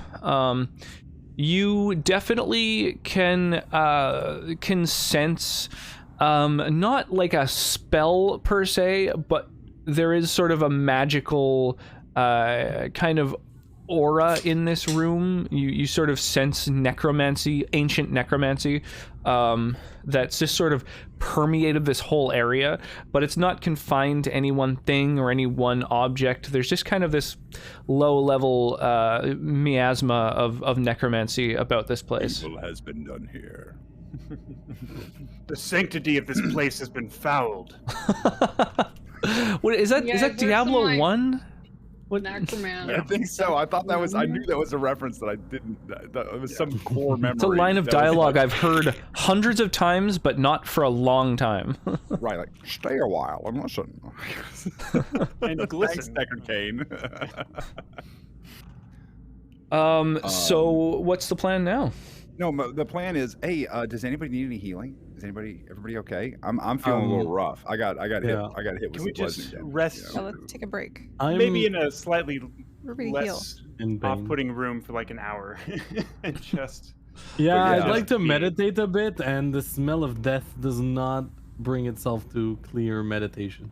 That's It cool is a and all, little but bit of a yeah. trek, but you guys could go back all the way up the winding 50-foot staircase and into one of the bedrooms in the house, which is in a little bit better condition. Tobias, you do see that the bed down here has like the feather mattress has completely rotted. It's there's sort of just the smell of mold in the room. I'm fine with a chair. Ew. It's sort of up to you. With a short rest, we don't actually have to sleep, though, right? Like, No, we no. can just chill No, out. no. In Just fact, relax during a for short now. rest, you probably won't be sleeping. But thank you, sweetie. But you would be. Do you want to say hi, little one? I was. Yeah, you would just sort of get in. Just sort of a second wind, just a little breather. You know. Hello. Oh, hello. You want to say hi? You're so quiet. There we go. I turned off my noise gate. Hi, cutie You want to tell pie. them what you did today? What did we do this morning? Oh, I go to Christmas market. Oh, the Christmas market. That sounds so nice. Oh my god, that's amazing. Where else did we go? That's beautiful. I think swimming. Yeah. Swimming's a lot of fun. Swimming first Are you thing. feeling a I little enrolled bit in tired now dance from all the class. swimming? No, A little bit tired? no. Okay. Have you had any lunch? Yeah. What did you have for lunch? Callie, what are you doing? What did you have for lunch? Let's Alyssa? not jam fingers in our nose. Alyssa, what did you have for lunch? perfect time for that. Yeah, what kind of pasta was it? I think Crispy noodle. pretty noodle. Okay. Here, why don't Did you have a go? good? Did you have a good swim? Are you good? Are you a good swimmer? Are you a good swimmer? Are you a good swimmer? Yeah, you good at swimming? She was doing something today actually where she was holding on to stuff and kicking herself through the water a bit. So she's actually getting there. Well, why don't you go and help out Mama? Mm-hmm. And I'm thinking maybe you might even want to have a little bit of a rest. Just have a little bit of quiet time. Little lay down. Read a book. See how that goes. Sorry about that. What do you mean sorry about that? Yeah. How dare you? So sorry. What You know, is going your and derailing problem? our campaign like that. No, that's the rest of the stream. I don't know what you're talking about. Yeah, the Pixar filter is ridiculous. It's that kind of is crazy how well really it works. terrible. And it's one of the few Yeah. that works with 2 people, which is nice. The anime one as Oh, well. nice. Okay. That's fun. Yeah, you guys are looking to take a little wee short rest. So yeah, presumably you're heading upstairs into one of the bedrooms to rest. Oh, I was thinking we could just yeah. do this room right here or something. Okay, sure, yeah. Yeah, You Is can, it we that got a table. room? Out of the Yeah. decay to sit room. around, We're not going to be and- picking up the orb or anything like that. And keep in mind that people have hit dice that they can spend during the short rest to heal and don't need to expend any spells. I've got necessarily. some. Yeah. I've got some cantrips that are healing. I think. I think yeah, I think 2 of you have an innate ability to like lay on hands and just straight up heal people as well. Yeah. Because I don't believe they're healing cantrips deliberately, because otherwise you could, during a short rest, just spam it on everyone and there'd be no Mhm. healing that's resource. Yeah, cantrips Yeah. are infinitely usable, and therefore there aren't any It's not a healing cantrip, cantrips, it is- but there are. It is my innate ability. Yes, to yes, lay you on have. hands. As an Azamar, you have the ability to heal people, and Kim, as a new goody two shoes, you also have an innate ability to heal. Welcome. It's so nice. Oh, we've got like little cucumber sandwiches in the lobby for you. So while you guys select, Do you have anything a little bit stronger there, honey? while you guys select what abilities you want to use, if any, and roll your hit dice, I'm going to quickly mow a burrito. Great. All right. This goes so wait, under your beard. Creepy. I don't. You eat while you have the finger I don't in like your it. Oh, wow. Just goes under the Oh beard. my god, that's great. So wait, how do you do your hit die? You just click on That's- hit dice.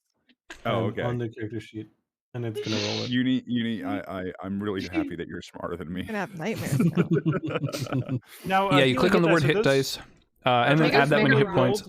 If you like, you can spend both of your hit dice, but the next time you take a long rest, you'll only get one of them back. Yeah. Oh, I just need the one then. I'm great.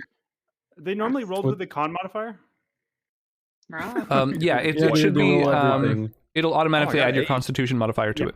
Yeah. Holy crap. I Rock. actually rolled But to really be well. fair, I'm just used to roll 20 Rock. also because it's like my 5th campaign on this, so a veteran rolled Make us 20. bigger, bud.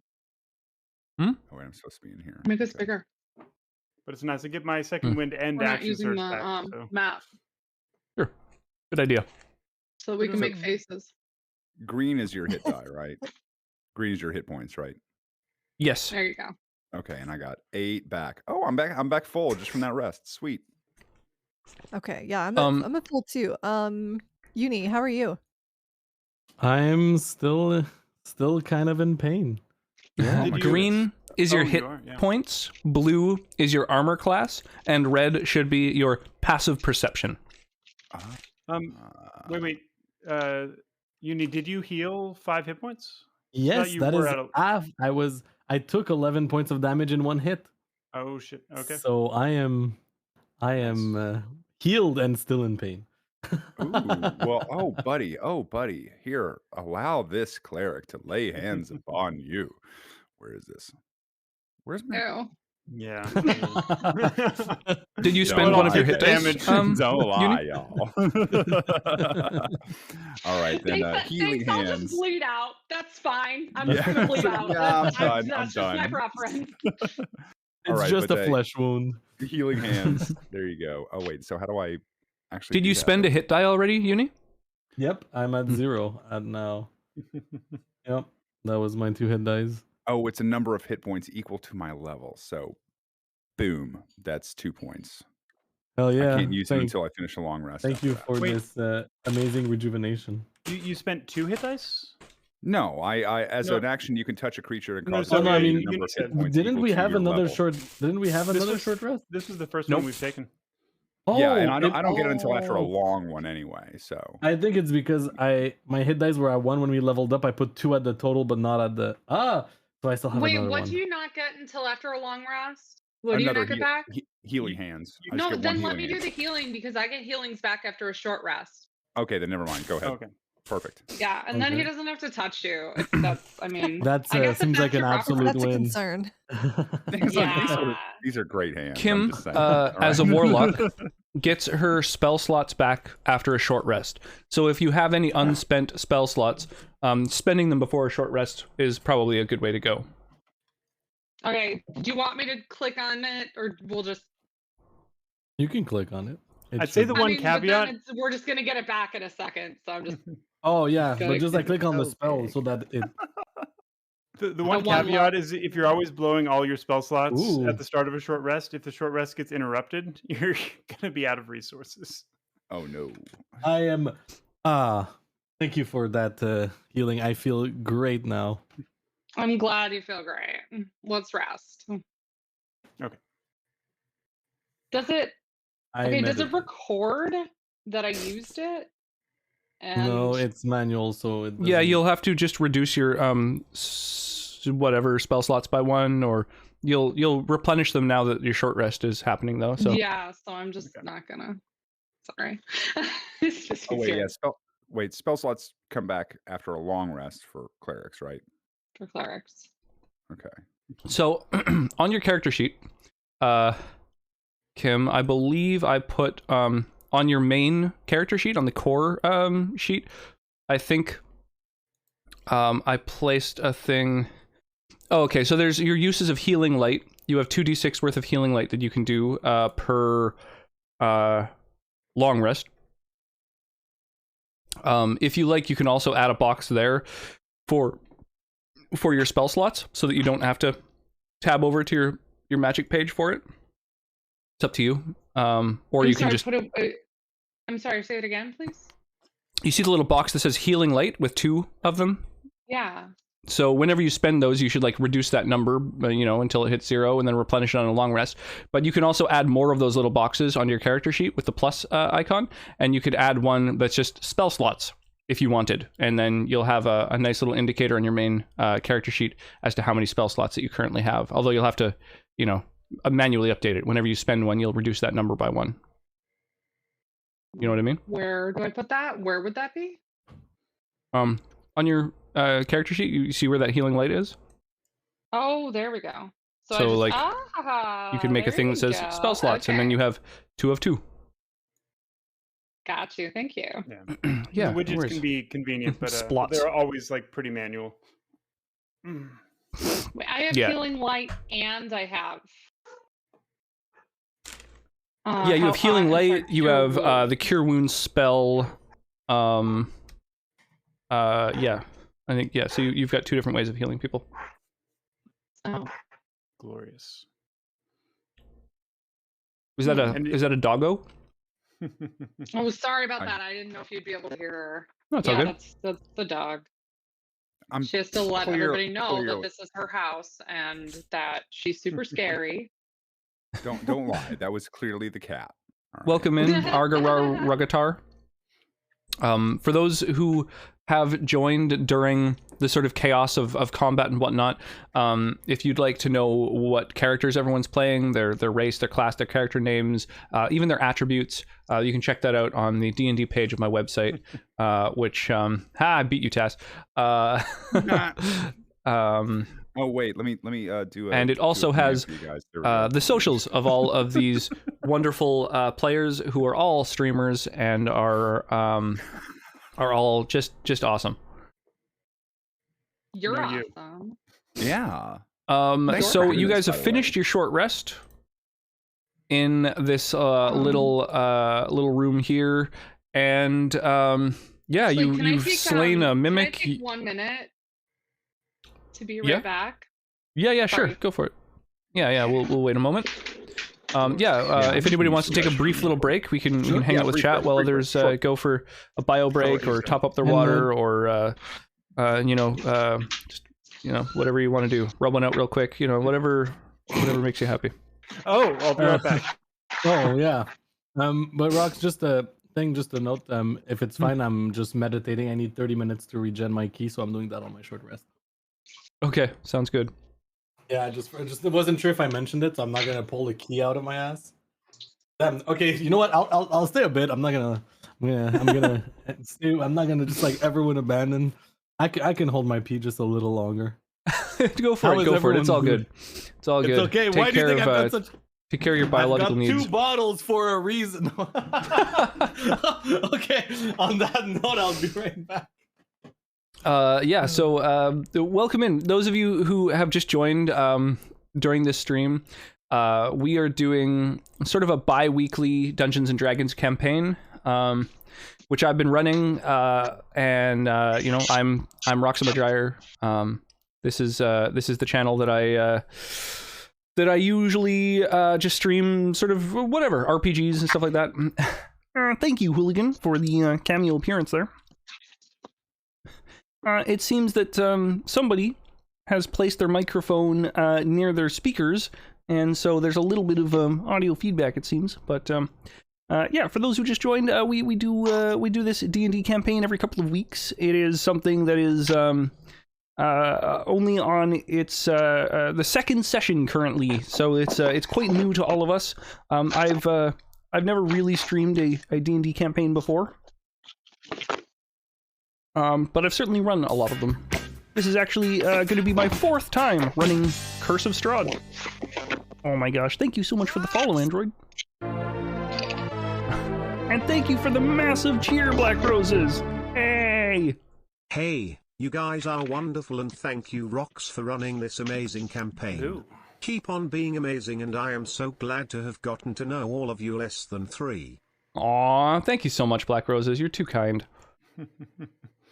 You really are. I appreciate that. Yeah, we are taking a quick break mid-session. We're probably going to go for another maybe 2 or so hours. Hey, it sounds like Adilrox has arrived. Did a great job balancing everything. Well, except you know, except the encounters. But yeah, streaming and DMing. It's been a little intense, and sort of planning and organizing. But I'm enjoying it. I'm having a lot of fun with it. Oh.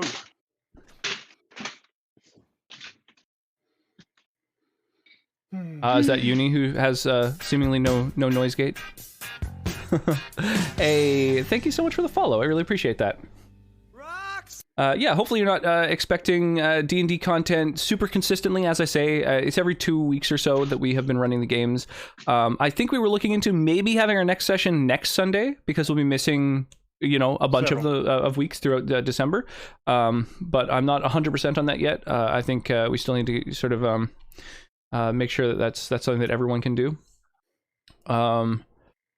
And yeah, other than that, I've just been playing Alien Isolation, and I think the next game that I play is going to be one that was just gifted to me the other day. What's the name of it again? Turnip Boy Commits Tax Evasion. So so that'll be fun.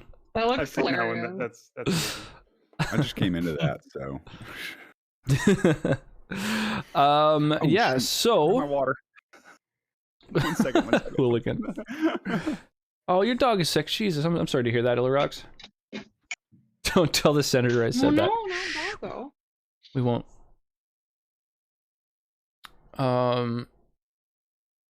Let me see here. Oh no, I said doggo. That's what they're called, isn't it? That's the doggo. Oh, I see. Oh, that's adorable. No. Is that a doodle of some kind? Or I'm sorry, she's a poodle. a poodle? Okay. Sorry, I'm such a douche. No. Labradoodle, rough lip, but that one. Oh, okay. That's Sorry. clearly a dachshund. Clearly a dachshund. Oh yeah. She is a dog. She's a floof. Oh, there she is. Yeah, singing. She's a cute little pupper. No. She's a bugaboo. So yeah, you guys take a short rest. You know, you right. pound some rations. You replenish the oil in the lantern that you found. Jeffrey? Say what? What's going on? Oh, you're Jeffrey? I see. Talking to other people. You guys can't hear me, can you? We can hear you. Oh, fuck! I'm Oh, sorry. Be mute, but Fucking So you guys, Discord, man, my mic was muted. Yeah, you eat some tasty food. You've got this this nice table to you set up some little cookware, heat some food up so you can have something hot to replenish your spirits. After about an hour or so, you're all Uni is off just sort of meditating in the corner, getting into the zone. After about an hour, you're feeling that second wind. You're feeling good. And you can still hear this crazy ominous chanting from down the hall. Sometimes. Yeah. During right now, ominous chanting. I missed it sometimes. brings you back. During honestly, I'd like to investigate this room a little bit just to kind of Is that where the chanting is coming from? In the every object in that room is a mimic. Yeah, we should definitely do that. The completionist in you wants to check it out. Uni, what is up? I think someone just followed me, so thank you for that. Nice. I don't know who, but it has. That's awesome. Yeah, so you should absolutely go and follow all of these amazing people. It's been a minute since Uni last streamed, but I'm still holding my breath for that next stream. I actually streamed like 2 days ago, and I think it's goddamn, man, you gotta let me know these things. This week again. I Sorry. think I'm following. It's a turn on alert. So all of these amazing folks have their own awesome communities, and they've also been bringing their communities over to this channel. It's been great. So they've got they got Twitches, they got Discords, they got TikToks, they got Instagrams. Go and follow them on every piece of media that exists. Like, follow, subscribe, join their cults. We are now entering this weird little back room. Absolutely a cult. Not a cult. This room contains a large wood-framed bed with a rotted feather mattress. There's a wardrobe, a pair of iron candlesticks, an open crate, and you can see that within the crate it looks like there's a bunch of torches. There's got to be dozens of torches, as well as a little leather sack sitting atop the pile of torches. And at the foot of the bed is a wooden footlocker. I'm gonna poke at the sack. Sorry, one more time? Sack just so you can say that. That is true. So you head over to the other side there and poke around in the top of the crate there. Inside the sack, it looks like there's a bunch of candles. There's probably 10, 15, 20 candles in this little leather sack. And what about this footlocker here? It doesn't look like it's got a lock on it. Pop so it it's open. It's a footer. It's not a foot locker. It's a footer. Sure. So you kick the thing open, and you can see in it is there's 4 little sort of cork stoppered glass bottles with some sort of liquid inside of them. There's what looks like a folded, very surprisingly well-maintained cloak, a small wooden coffer. There's what looks like a chain shirt all folded up. You could see a mess kit, a couple of more little flasks and whatnot, a book with a yellow leather cover that at a glance looks like the kind of thing that that some of those spellcasters carry around with them. Anyone thirsty or want something to read? There's a lantern. Most people here are thirsty. There's another small little leather pouch that looks like almost exactly like the one that the Vitriol carries around. That she I think is used to unlock a door at one point. This is a bug out bag, is what you're saying. Nothing here stands out to me as particularly interesting, so I walk away to inspect other corners of the room. Sure, but someone should go look into that. Yeah. I'm gonna pocket that bag of candlesticks and a torch, Okay. Yeah. So I mean, I got night vision or dark vision, but you know. Yeah, so you know, you quickly look in it, you see it looks like about 15 candles. If you want to add that to your inventory, you may. Sure. And yeah, you can grab as many torches as you want. There's got to be probably 30 torches in this big old crate. Oh my god. Okay, well I'll grab one and sounds good. Just in case. Yeah. Where's my inventory anyway? Do you want me to keep track of everything else, like a group loot table? A group loot list would be very useful. I thought someone was maintaining a loot list. I pasted a couple of things into chat that I sort of copied. Yeah. I've got like a scroll of bless and it's called a couple of scrolls, but that's it. That's from last time. Oh. Just strap the whole footlocker onto your back. Just walk around. Vitriol is keeping some list, right? Or yeah, I do have some things recorded. Okay. So it looks like the footlocker has spellbook, potions, some other stuff. But yeah, I'm gonna trudge my way over to that. So someone should pick those up. Yeah, I'm gonna trudge over to that and see if. Sorry, I was moving somebody else. See if I need like make a religion check or something like that, or whatever, you know. See if I know what's going on in here. Yeah, I mean it's pardon me. There's a bunch of nice looking things in it. I'm trying to think of what kind of role. I mean, you know, you could kind of individually inspect these things, perhaps, if you wanted. Sure. Right now, it's just all kind of like very neatly organized footlocker with all these different things. You know, like say a cloak, a little coffer, a chain shirt, mess kits. You know, lantern, book. There aren't any cool hats, are there? You don't see any hats in this particular locker, no. Well, I got me a detect magic that I'd like to cast. Just curious. You what? Sorry. You're doing what? I got a detect magic that I'd like to cast on this whole deal. Do you want to spend a spell slot on that? Do you want me to do it because I can do it at will? Yes. That second one. Yeah. So essentially, as a party, you have multiple options when it comes to detect magic. You have spending a spell slot. You have setting up a 10-minute ritual, or you have, in Kim's case, she has the ability to cast it at will. Yeah. So at this point, we know that Kim can do that, or that. Yeah, absolutely. Yeah. And when she does, her eyes glow with this almost like a sort of demonic fire. Yeah, it's well, I don't it's like a little intense. That, but I'll avert my eyes. Is it demonic or it's not celestial though? It's kind of touched with the magic that you know, and that's kind of you know, at the moment that's just what you're familiar with, that's what you were raised with. You're like, that's the shape magic takes, right?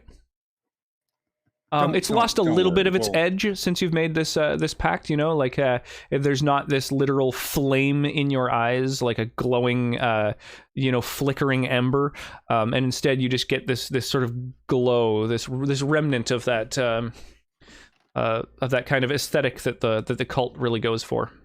Sounds like magic manifests in a sort of psychosomatic way. Whatever you think magic should look like, that's what it looks like.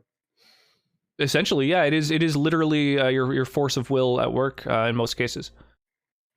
Nice.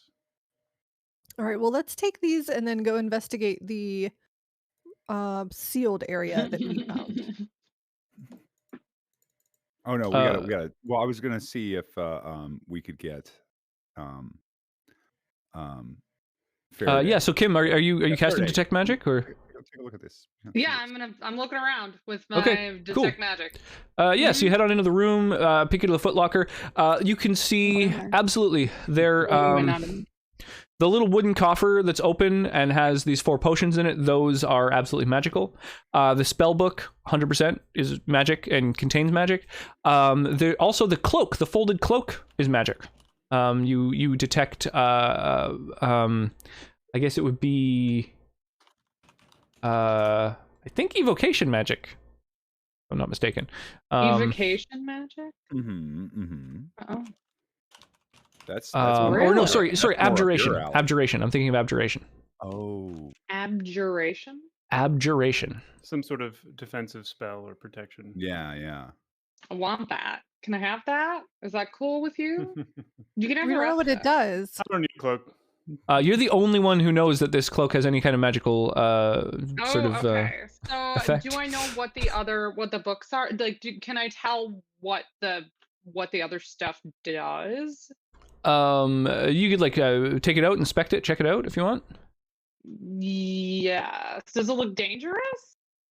Well, I mean, it's magical. It's as dangerous as generally magic is as dangerous as its wielder. Which is a chess.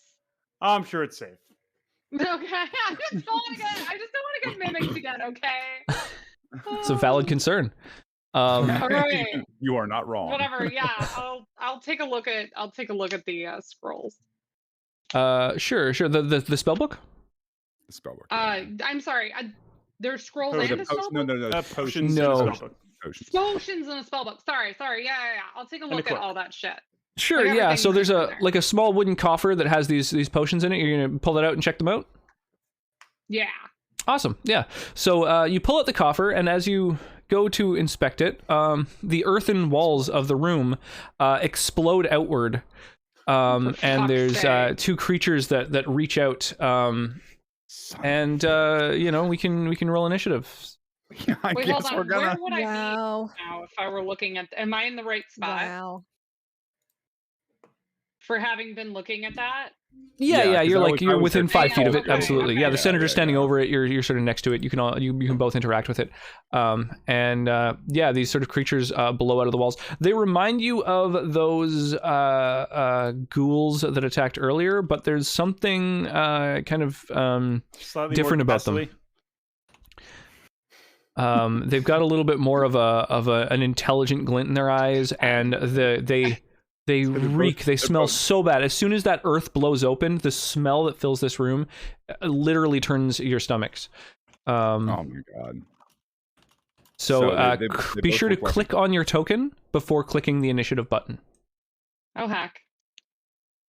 Oh, sorry. Yeah. Melting Nazis. Yes. I'm going to assume that they're both named Kevin, by the way. 1, 2, 3, 4, 5. Perfect. So the one that's right behind the senator, the sort of wall blows open. This thing's arms come out of the wall, and the whole sort of earthen wall falls away as it sort of rends him with its claws. This is a surprise attack. It absolutely hits you with these nails. You take 9 slashing damage. Yeah, I would have no opportunity to provide disadvantage on that one because I haven't acted yet. Yeah, indeed, you guys are kind of caught by surprise, unfortunately. You take 9 slashing damage, and also make a Constitution save for me. No. So this thing sort of rends the flesh of your back as your back is turned to it, and you're looking into this locker. Just click on Constitution, right? The Constitution save, which might be a little bit different from your. Have fun with that one. I am just fine. Yeah, so you feel these claw marks down your back. You can feel them sort of burn. They feel like they're almost immediately infected. But other than that, other than this burn, you're like that. I'll treat that later. There's no sort of additional effect from these. And then Kim, Faraday is sort of first to react as you see these walls blow open. The attack's being rolled publicly to chat. I know normally the GM rolls are masked. Was that deliberate? Yeah. So it turns out that with the last update to these scripts, it undid all of my settings that I had done, where it had them automatically hidden roles and stuff like that. So a few of them were displayed earlier, but I've since I think changed. Oh, this one isn't. I have to do it manually for each of these goddamn character sheets. Yeah. So I just want to let you know. Yes. Yeah. Cheers. Okay, I'd like to jump behind Tobias, scoot behind Tobias here, and Eldritch Blast at. Well, hold on. Because I don't want to. How far can I do Cure Wounds? At the start of your turn as well, make a Constitution saving throw for me, please. Oh, me. Okay. Yeah. So sort of at the top left of your sheet, you'll see a list of the 6 saving throws, and if you click the Constitution one, it'll roll that into chat. Not the checkbox, but the word itself. Yeah. Yeah, as long as you click on your token, of course. I just click on Constitution. Constitution word save. Yeah, there's two values, right? There's the large value, which is your Constitution, the big like 14, and then there's a list in a box marked saving throws at the bottom. There's all 6 laid out in there as well. So you want the saving throw one. Okay. In your case, because you're not proficient in a Constitution saving throw, they're effectively the same thing, but that is, just so you know, that's how you roll your saving throws. Awesome, yeah. So when you start your turn, you feel your stomach. You just feel this flop in your stomach from the smell of this thing right next to you. But you sort of you tamp down the feeling. You swallow down the bile and begin your turn. Keep in mind, if you do move away from it, it will get a free attack against you. However, you have partial cover because it's got a weird angle with a wall that interposes between you two.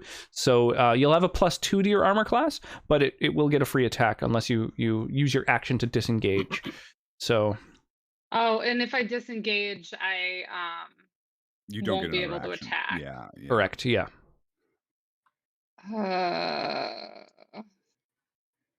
So this is no longer the surprise round, right, Rox? There's no surprise round per se, but rather as you each reach your turns, you are like capable of reactions and kind of not quite taken aback. Okay. In theory, if any of you had rolled an initiative above that first creature, you would have gotten act. Also, you can make a religion check if you like to see if you know anything about what this thing is. Oh yeah, totally. 16. Yeah. So this is a ghast.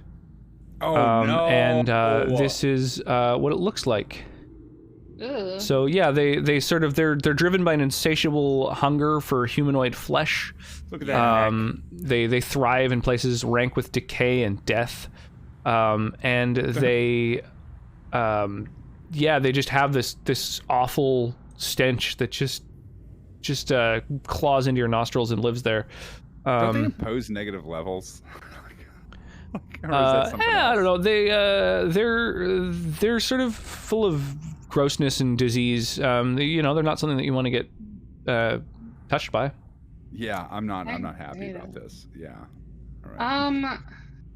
So how injured are you? Is he like prone or anything? He's like super injured. Oh, me? No. I'm still up. He's hurt. You're still. But yeah. I'm like, motherfucker. Ow. He got clawed. And I'm right next to it. So if I used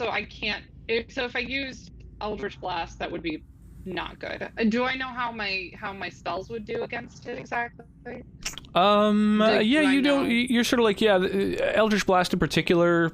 I mean, it's a real good standby for pretty much anything. You can't think of any reason that this thing wouldn't be susceptible to that. Okay, I will use that then. Sure. Do you want to use it on the one that's in the alcove where you'll have an additional negative, or the one that's across from you? I'll have an additional negative? Well, so you're going to have disadvantage because you're adjacent to an enemy. And if you attack the one that's in the alcove, because you can only half see it, you will have... it'll have a +2 to its armor class, so you'll effectively have like a -2 to hit it.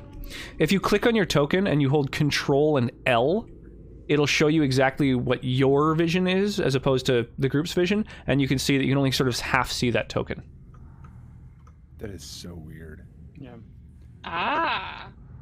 So, okay, if I want to grab Atlan, and pull him back, can I disengage with him without provoking an attack of opportunity? I would say, I mean, I would let you maybe try to. I'm sorry. Can I get one real quick one? Throw me onto the bed. I mean, those are essentially both different actions that you could take. But yeah, I'd say if you wanted to to maybe shove him, 5 feet, essentially onto the bed. Yeah, I would say literally if you wanted to shove Altan onto the bed while you were disengaging, I would allow that. I deserve that. Yeah. It was right there. It was right there. I had to do it. Whap, whap, whap, wow. I've been feeling fine, baby. Oh my god. I'm crying. Okay. With an angel? That's disgusting. Ugh. It smells like flowers or some bullshit. What is that, lavender? Disgusting. Anyway, if I can pull him, I want to pull him behind Tobias, to be honest. Oh my god, look at that shield! Let's go! Okay, so you're gonna dash behind Tobias and shove Altan onto the bed? I want to throw him like behind Tobias. So like it would be. Yes. It's kind of the only spot that he could go that's free of enemies' range. If you're trying to get him outside of their sort of melee range, but. Yeah, I would like. Well, I don't want to like. I don't want to. Okay, honestly, the bed. It's a place that would be. It's a joke. It's a joke. It would be. It shared VLC. Oh dear. It would be like My bad. a place that's like right in between the two monsters. So I don't want to be like, here, let me pull you away from this monster, and then also here's another monster who you're gonna be right next to. So if I can I throw him into the corner, like over here? It's a little bit too far, considering it's like an action to like drag someone with you, like grab them and bring them places. Okay. Yeah. So I guess I could throw him away from the thing. That's fine. Yeah, onto the bed. Okay. And then where are you moving? So sorry. me? I'm so sorry. Can I move behind Tobias? Yep. There we go. There you go. Easy peasy. Tass. Tobias suddenly notices these things. This is kind of- revenge for the horny jail thing. I know it. This is true. All right. Okay. So what were you saying? I noticed. Monsters bursting out of the walls. Yikes. Okay. So I think stepping over here is probably the best bet. I'm not going to be able to completely block them both in. But keep in mind, now that I've had my turn, I can actually provide disadvantage on their attacks against someone else. Absolutely. That'll help. Do you wish to make an attack against it? I do. So I'll attack this Roll it. one above me. It's the only one in range. And 19. Oh, nice. So you absolutely hit it. For bludgeoning. Sounds good. Yeah, you hit this thing with your hammer. Yeah. I will also it use hurts a it. bonus action to knock it prone. Sure. Natural 20. Nice. Holy shit. Yeah, so you Jesus. you smoke this thing with your hammer and then you smash it with your shield and it like falls against the back of this little thing and like and falls onto its back. So other people have a advantage in attacking it when it's prone, right? Correct. With melee attacks. Ranged attacks actually have disadvantage against a prone target because, diving to the ground is a good way to take cover from a ranged attack. Would you like to move at all after that, or are you done? I don't think so. I want to... Well, no, I want to stay there. Okay. So this other one lunges out of the wall and attacks the person who's now on the bed. Sitting. Sitting on the bed. I'm going to on the bed. Sitting. Okay. Impose disadvantage on that. Excellent. It's you hitting this thing in the alcove and smashing it down with your shield. You see this other one coming, and you quickly whip your shield arm around, and it intervenes. The claws kind of have a nails on shield sound as they squeak against the metal of your shield. I feel like I might have made things worse. Tobias, you love me. Thank you. Vitriol. Robin is left in this little dark room. You guys can't even loot things without getting in combat. You're the smart one. Oh yeah, that's true. Yeah, take a nap in here. What I'm seeing is we should have run from the last combat into this room. Yeah. Let's go rest in the bedroom, guys. Terrible advice. All right. If I come in, I guess I am gonna. Oof, this room is tiny. Yeah. I'm gonna have to advance and then take a. Do I have a ranged attack? For... You do, but if you advance to that point, you're going to be adjacent to an enemy and will have disadvantage. Now, you could attack from the other side of Uni, and you'll have absolutely clear line of sight to one of them, but it will have +2 to its AC. Because of just firing through all of these allies, whereas the other, if you move right into the room, you'll have disadvantage on a ranged attack. Does the fact that he's prone negate the yeah, but it's in like the one guy's in an alcove though. She only has line of sight to the one that's in the room proper that is not prone. Yeah. If you wanted to move into the room and attack the one like down here. That's prone, you could do so with your melee attack with advantage, and your sneak attack dice and everything. Okay, that's pretty good. That's pretty good. So if I go here, I can hit the prone guy? Absolutely, okay. Yeah. It's a good deal. It's a good deal. We'll try that. Go for it. Yeah, so you have advantage on this attack. Okay. Sneak attack. Oh, wait. How do I select advantage? Yeah, toggle the little checkbox next to your sneak attack. Boom.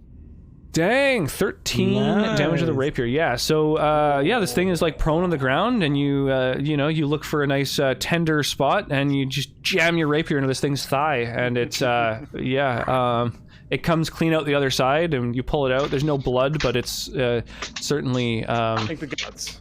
Certainly going to be wounded by that. Thank the gods. That's right. Yeah, they're undead. There's no bleeding. It's all dried up Uni. at this point.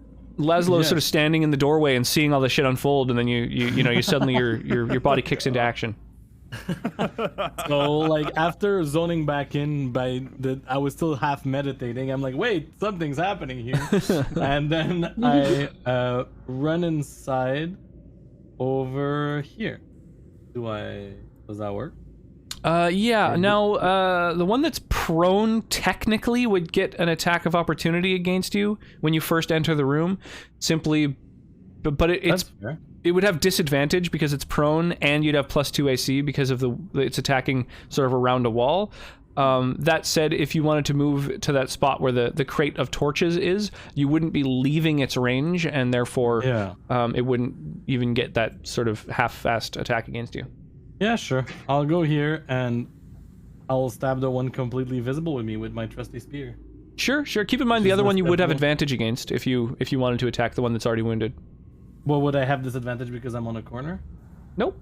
It would have a small bonus to its armor class, but that's generally offset by advantage. Advantage on average is a +4 to 5 depending on your target number. Whereas the cover provides a +2. Okay, so I'll attack this guy over here then. Sure. With my spear. And with advantage, right? Yeah. Pokey poke. Oh, it's a good thing. And boom, it's a good thing you had advantage. That you smoke it with your spear. Roll your damage. You think that's good? Wait until. Actual. Yeah, nice. Ooh, that is good. That is max damage on your spear. You're finally getting the feel for this spear. You're understanding its heft. You did a lot of training at the monastery, but this is your first time really using a spear and I get it. Sticks are confusing. Yeah, it's not a lantern, but I'm starting to get the hang of it. Uni. That's true. 2 times now, Tobias has been tricked by a stick, but no more. And would you like to use your bonus action as well? Yes, I will attack with my bonus action. But no longer does the spear make me the fool. Now the spear is my fool. Unarmed strike. You just hit this thing. Roll your damage. With the lantern? Was that with the lantern? That's the lantern. Yeah. It's happening. Come on. Kill it with the lantern. You've eliminated it. Yeah. Is that it? Yeah. You get a solid blow with your spear, and then the follow through with the lantern just stoves its head in. The thing collapses. You go for the brain. You got to double tap. And then Senator Altan is on the bed. Sitting on the bed, just waiting for the action. Why don't you roll a Constitution saving throw at the beginning of your turn? Oh my god, of course. Okay, yeah, well, I mean, I paid enough for it, so... Awesome. So this bad. overwhelming Not stench bad. is pretty intense, but you're hardy. You're not feeling it. Well, let's see. Where are some cantrips that might be good? Oh yeah, Sacred Flame, as always. Oh, all right, so can I? You also have a dagger if you'd like to make a melee attack against it. You know what? I haven't done that yet. I kind of need to do that. I'm on the bed. This thing is right next to me. Mm-hmm. Stabby, stab, stab. So let's see. Let's see if this dex will pay off. Yeah, this may actually be your first time stabbing anything. Yeah, I think so. So dagger. Awesome. So yeah, you go to stab it, and you're filled with sort of trepidation at the act of actually stabbing something. It seems so visceral. So you kind of half-ass it, and you don't really harm it. Yeah, you performance anxiety. You need a little bit more follow through for the next time. All right, Kim. So can I roll backwards? You want to move into an adjacent square? Yeah. But sure. That's going to provoke an attack of opportunity if I do that. Only if you move to the right. If you move to either of the other open tiles in this room, then you're safe. As long as you don't leave its threat range, Gotcha. It won't be able to. Back over here then. You dagger the ghast in the bedroom. Oh my god, Tess. That's wow. Yeah, and I'm bottoming tonight with that dagger. Sorry, guys. Although, I mean, not Faraday is up. Kim, your turn has come. Yeah. Dear Lord. I'm Eldritch Blasting, because of course Do I'm it, gonna yeah. Eldritch Blast it. Blast that thing. I love Eldritch Blasting shit. So you reach out your finger and you blast it. Roll damage. Oh, I've got a thing. It's fine. Alright. Never mind. And I do that the same way, right? Just like clicking on it. Nope. Yeah, I always think of Eldritch Blast as being, at least in 3rd edition, it was a thing where you literally like pointed at something and it like blasts it. I think in 1st edition as well. Hey, hold on. Okay, so But yeah, you do have a started doing focus. it this way. I accidentally. No. How the fuck do I roll So damage in the chat log, you click the word Eldritch Blast. Oh, thank you. There you go. Okay. So 7 force I thought damage. I could Nice. do it from the character sheet too, because I was doing it. Never mind. Yeah, so you finger blast that ghast, and then Tass. Using a stave. So, remind me. Oh wait. Was it called focus? Is there a delay action in 5e? There you can hold an action if you like. Yeah. There's 2 ways to do it. You can either basically hold your action until you choose to act, meaning that you move your initiative to be in line with wherever you choose to act. Suddenly that becomes your new initiative. Or you may state a specific action you want to take and a circumstance that triggers it. And when that thing occurs, you can spend your reaction to do that thing. Okay. I think like what I'd like to do is go after the ghast, because if I knock him prone, then everyone will have their whole turn being able to attack him with advantage. I see what you're saying. So, yeah, if you like, you could. Yeah, so readying an action is an action. So if you wanted, you could ready your action to knock it prone with a shield after it takes its attack. The only downside is that also that spends your action and your reaction, meaning that you won't be able to use your shield to interpose disadvantage. I'm not going to make it too complicated. We've almost got this, so I'm just going to attack him. Sure. That's a 16. Oh, you could also change your initiative to come after the Ghast. Derp. Yeah. Would you prefer to do that? To just no, wait until the Ghast acts and then I take your full turn, hit it, and knock it down, and you could still use your reaction in the meantime? I think we've got this. I don't think we'll need the XP. You smoke it with a Warhammer. Excellent. And 9 damage. Not bad. And if you like, you could knock it prone, but it will just stand up on its own turn. But it's up to you if you want that flair of knocking on its ass first. I'm going to take a step here. Is that difficult terrain? I guess it doesn't matter. I'm not walking very far. A lot of this room is difficult terrain at the moment, but yeah, you've got 30 feet of movement. Yeah. Okay, so I'll step onto the bed just to make sure I have full coverage. You get on the bed with the cleric? I do. I clamber onto the bed, and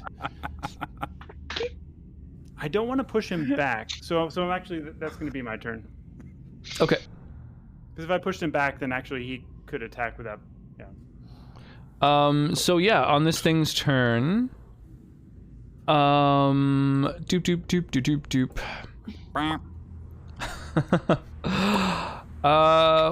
Wounded, outnumbered,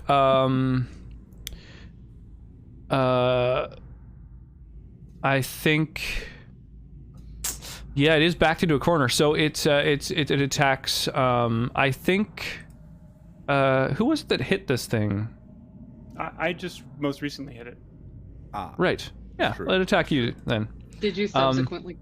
So it comes at you with its claws, and it actually does manage to hit you. It's got a 24 to hit. It's 13 slashing damage. Nice. Ooh, make a Constitution saving throw. 16. Awesome. Yeah. So you okay. The wound burns, but other than that, you don't notice any other discernible effects.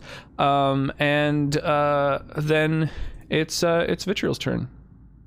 All right, fantastic. Yes. Bring your forward. eternal intelligence. We're gonna shank this thing. I don't. Is it shanking with a rapier? I don't know. That's probably a different word. Skewer? I think you shank with a shank. Shank. No, they shank with a shiv. Probably a different word. Right? Oh, shiv. Yeah. Thank you. Yeah. It's like a rapier is like a. Oh, I'm pokey sorry. I poke, did not right? roll that with advantage. Shank or shank. Roll it again to see if you can crit. Okay. Should I roll it with advantage or just normal? Just normal, and then we'll take the top of those two. Okay. Awesome. Yeah. So, you stab it for 6 damage. That's a shame. That's almost bare minimum for what you're capable of. But yeah, you get this thing good still. Absolutely.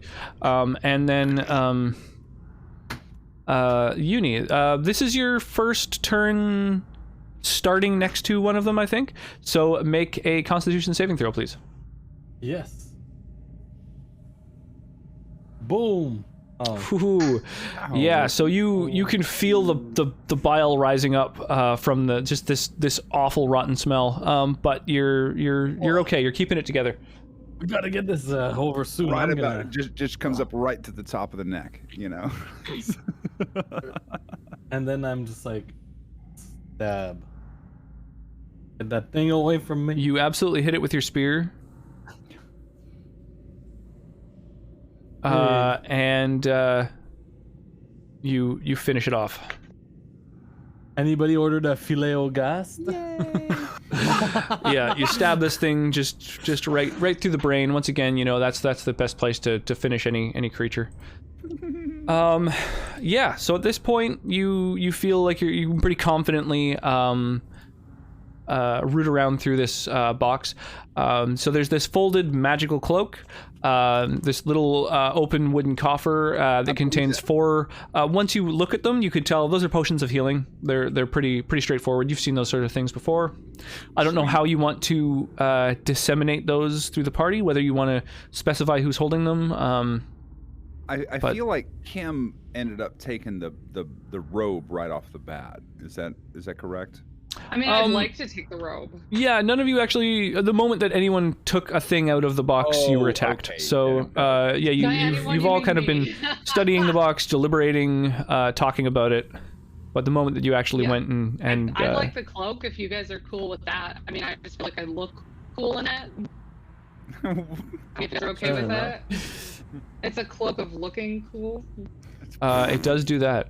I don't know anything about that. I just know I called you over to do the detect magic. That's all I know. With detect magic on, technically it's not an identify spell, but in 5th edition, you identify an object just by taking a short rest while holding it. You aren't necessarily taking a short rest at the moment, but I'll just let you know what it is and what it looks like. Cool. Simply because to show you the art, the word is attached to it, and there's nothing I can do about that. So there you go. You found a cloak of protection. It will require a short rest to attune to it and have and be able to benefit from its effects. But at the moment, that is a thing that you now have. Yeah. I have a cloak here, but the only cloak I have is like sparkly gold, like in the other room. It's unfortunate. Where's that? Well, this one is kind of a bluish, like a sky blue, although it looks reversible. You might be able to pull off the red that's on the inside there. So, good old reversible cloaks. she fucked off to go find an actual cloak. So here is the list of loot. Okay. You may add that to the loot list. You may disseminate it through your ranks. I will leave to you. Oh, I think the lantern absolutely needs to go to uni. Yeah. Right. And so I have, like, the intention is for me to take the bulk of the damage, but I also have some decent amount of in-combat self-healing, so maybe it would make sense for everyone else to grab a potion, and I can be without. Could do. Okay. Just so you know, Uni, a bullseye lantern does not confer any benefit to its attacks. It's not more accurate. That's not where the name comes from. Yes, but can I bless it? Any lantern that Laszlo's holding is a bullseye lantern. Exactly. Look at nice. Lovely. Oh, damn, that's perfect. That's exactly the cloak. Really well. Yeah. Now I just need to get a wolf helm. You mean bear? No, it was a wolf. No, it was clearly a bear. Bears are wolves. No, wolves are bears. No, you have it backwards. I don't know. I seem to remember you taking the wolf helm and then saying, "Look at me, I'm a bear." Yeah, that's right. No, you're absolutely right. But yeah, so yes. So yeah, well, I'll take a potion of healing. That lantern looks pretty nice. Might want to. I think you should take that lantern. You've been really good. I think you need a bandolier of lanterns. Just a lot of lanterns. I'm on. So there is such a thing as directional light, but I think that in order to change where the light is facing, you'll have to like manually rotate your token all the time, which is kind of a pain in the ass. So I'm just gonna set it to just provide the max amount of light in a radius. One of the nice things about a bullseye lantern is oh no, it's a hooded lantern I'm thinking of. Yeah. So it's a flashlight basically. It's a cone that sheds 120 feet of light, and so I'm going to up your the light that you give off. Nice. I thought the advantage to a bullseye lantern was that, like, if you were the caretaker for an old dude with a weird eye, you could shine it on his eye every night and then kill him and bury him under the floorboards, and then go very, insane. Very intricate setup. Yeah, I think that is the documentary that you're citing. I believe is factual. That is correct. Yeah, and then you can bury him under the floorboards, and then when the police come, you could talk. Hear his beating heart. Yeah, and you could just hear his beating heart. Yeah. Wait, hold on. I missed part of that conversation. What? It's totally irrelevant. So, It's all nonsense. where to? Okay. Make us big. Oh, I'm sorry. You got to say it out loud. I got a lot. I tried. But I felt like Senator was fucking rambling about something. I don't know. No, it was really I'm just making a Telltale Heart reference. All right. Okay. I want everybody to see how cool I look. So I'm sorry. I took a serious beating in that battle. Yep. Do you want a second wind? So I was thinking about that. So what healing's at our disposal? Second wind replenishes on a short rest. Kim's spell slots replenish on a short rest. I've got a. I was gonna say, like, I need to attune my cloak anyway. So if you guys want to take a short rest, I don't know if another quick breather after fighting those ghasts.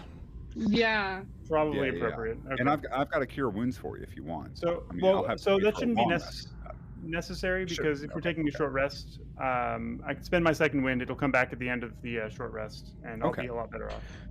Because sort of minor side thing, but because I'm sort of micromanaging so many little things, I keep forgetting to in the first round of combat on every person's turn, I usually like to see if they want to make a knowledge check to see if they know anything about the creature they're fighting. I may just do that at the beginning of combat when the initiative is rolled, and then on your turn, you can remind me if you scored well, and I can give you details that may be pertinent to your weapons or spells or sort of skill set.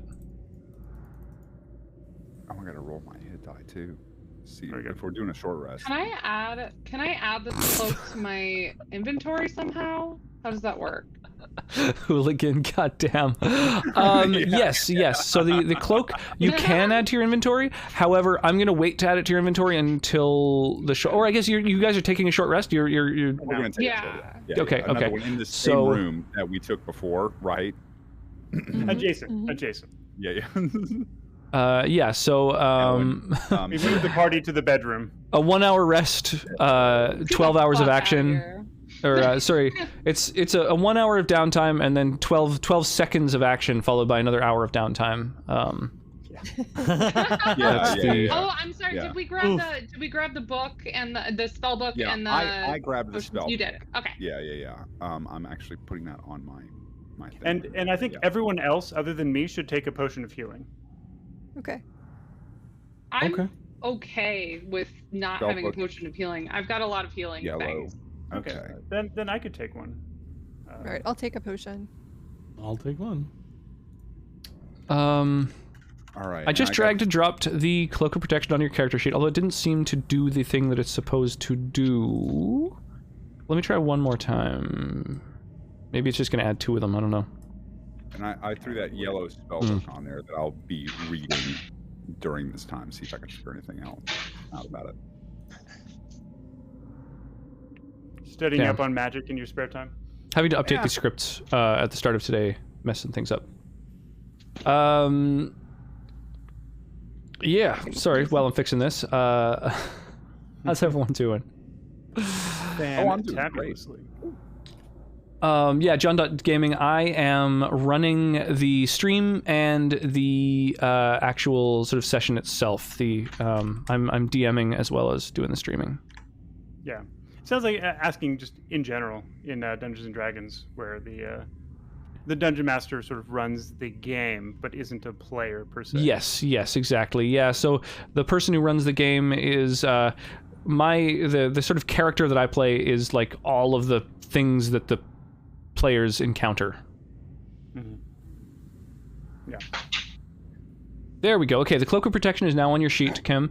It's increased your armor class and all of your saving throws by 1, and that is now... That's on there. It automatically adjusted all of those attributes. Glorious. Oh, the senator became stupid quiet all of a sudden. Oh yeah. He looks like he's talking to somebody. Yeah. I dropped some food. I'd say the DM plays. They plays as the NPC and baddies. Yeah, essentially. Yeah. I've got all kinds of character sheets I have to micromanage. Yeah. And if you're curious at all about the players, kind of like who's playing what, their races, their classes and stuff, you can click on that link. The new website I set up has a page that is all just the stats for the characters and also the socials of all of these lovely, amazing people. So, you know, go and like, follow, subscribe, comment, build effigies in their name, and burn them. Or voodoo dolls, as the case may be. Absolutely. I will now... I think we're good, right? So during the short rest, did everybody expend any resources they wanted to? You, presumably before the short rest, used your second wind, right? Oh, I'm gonna heal somebody who needs healing. I'll take some healing. Yeah.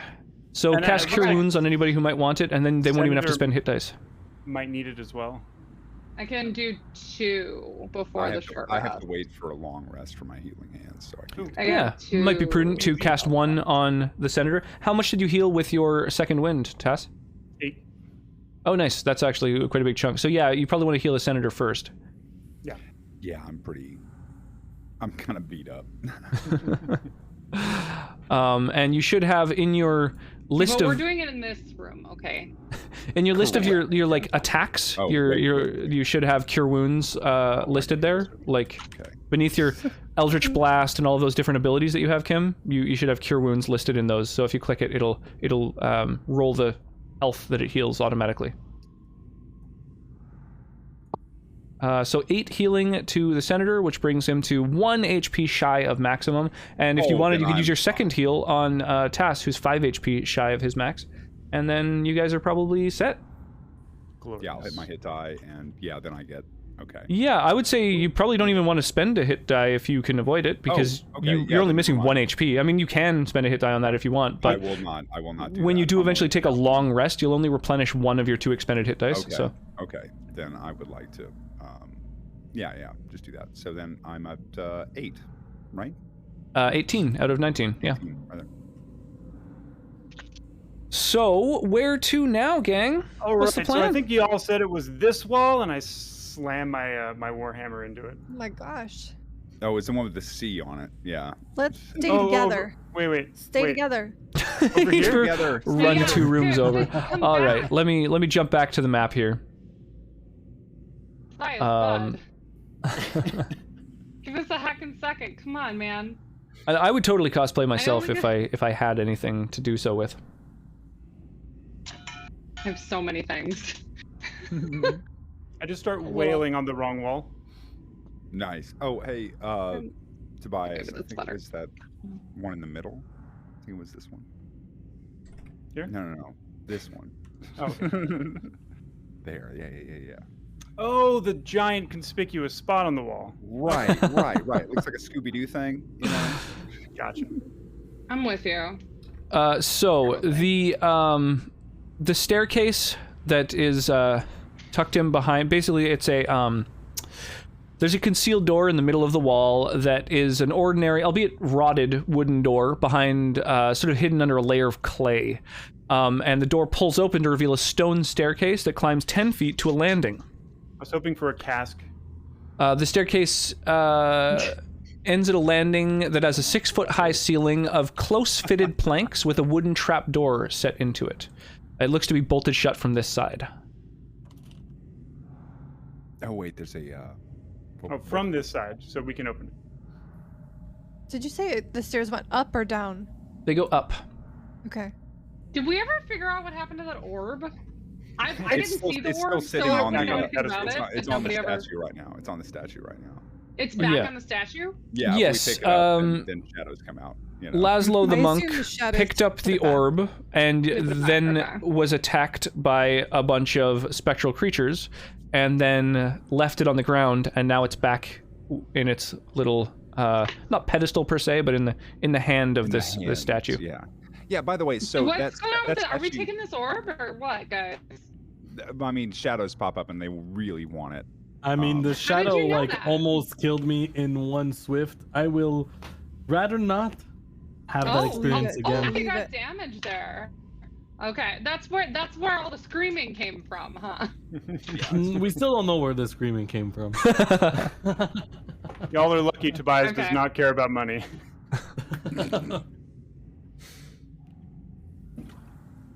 All right, let's walk carefully up. Is the chanting up the stairs? Nope. It was down the stairs to the left. To the left. Yeah. It's down.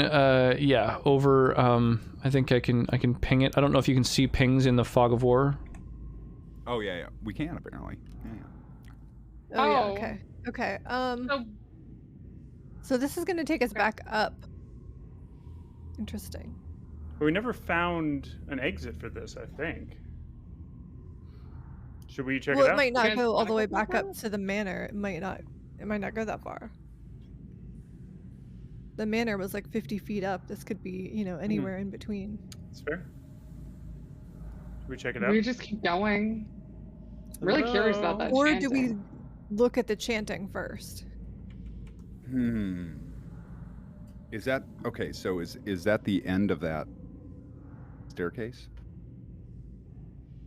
That's Looks like The there's ladder. a ladder at the end of Yep, the it goes up 10 staircase. feet, and then there's a staircase there's a ladder. that leads up to the 6-foot high ceiling. Like it goes up 6 feet to the trap door We above. should just keep going. I don't- Or if I you don't know, I guys feel really like- want to go up there, stick your head out of a trap door. That is up to you.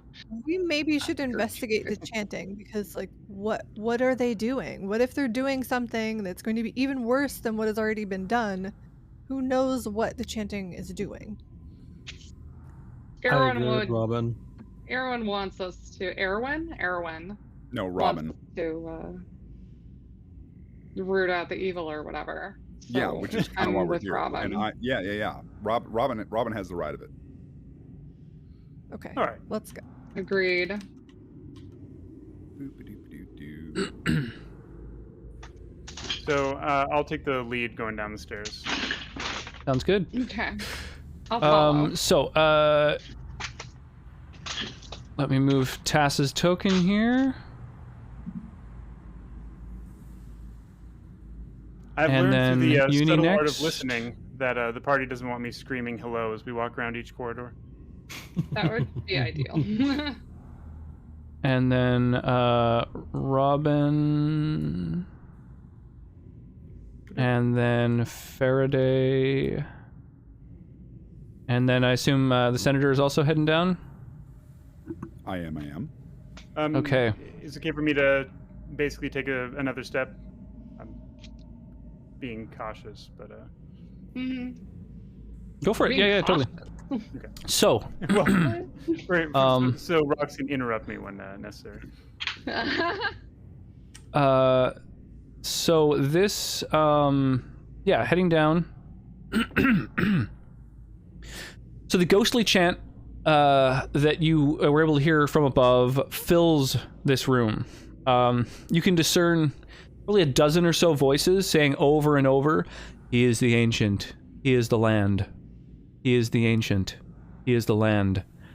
And around this room, in 13 niches in the walls, are 13 objects sort of stored on these sort of shelves that were built out of the sort of material that the clay that this entire I don't know what you'd call it, crypt was dug out of.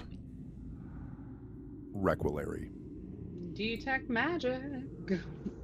Where that magic at? Yeah, well, you're way at the back there. You can't see anything.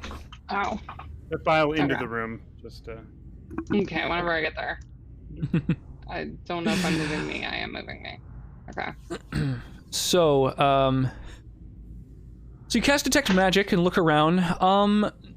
Aside from that sort of background, like necromantic hum that exists all over this place, this sort of old darkness, you don't actually detect any specific magical emanations from any of the objects in the niches. there's a bunch of different little things in them. There's like a small mummified yellow hand with sharp claws that's on a loop of rope. There's a knife that looks like it's been carved from a bone, likely a human bone.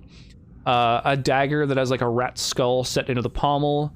An 8-inch diameter varnished orb that has like a pupil and an iris in it. It looks like it's some sort of creature that has like this 8-inch diameter eye that's been sort of polished up.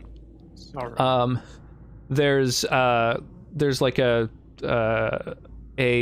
leather pointed top, sort of whatever you call like a pointed tipped hat, a folded cloak that looks like it's been made from stitched together skin of something, a desiccated frog lashed to a stick that looks kind of like a wand, but you can tell it has no magical emanation whatsoever. There's a little bag sitting there, some little leather bag. You're not sure of the contents. There's a severed finger that looks especially long and gnarly, like almost inhumanly long. A 6-inch tall little wooden figurine of a mummy with its arms crossed over its chest. An iron pendant adorned with a devil's face. A shrunken, shriveled head that looks like it probably belonged to a halfling. And a small wooden coffer that's closed up, and you can't see what the contents are.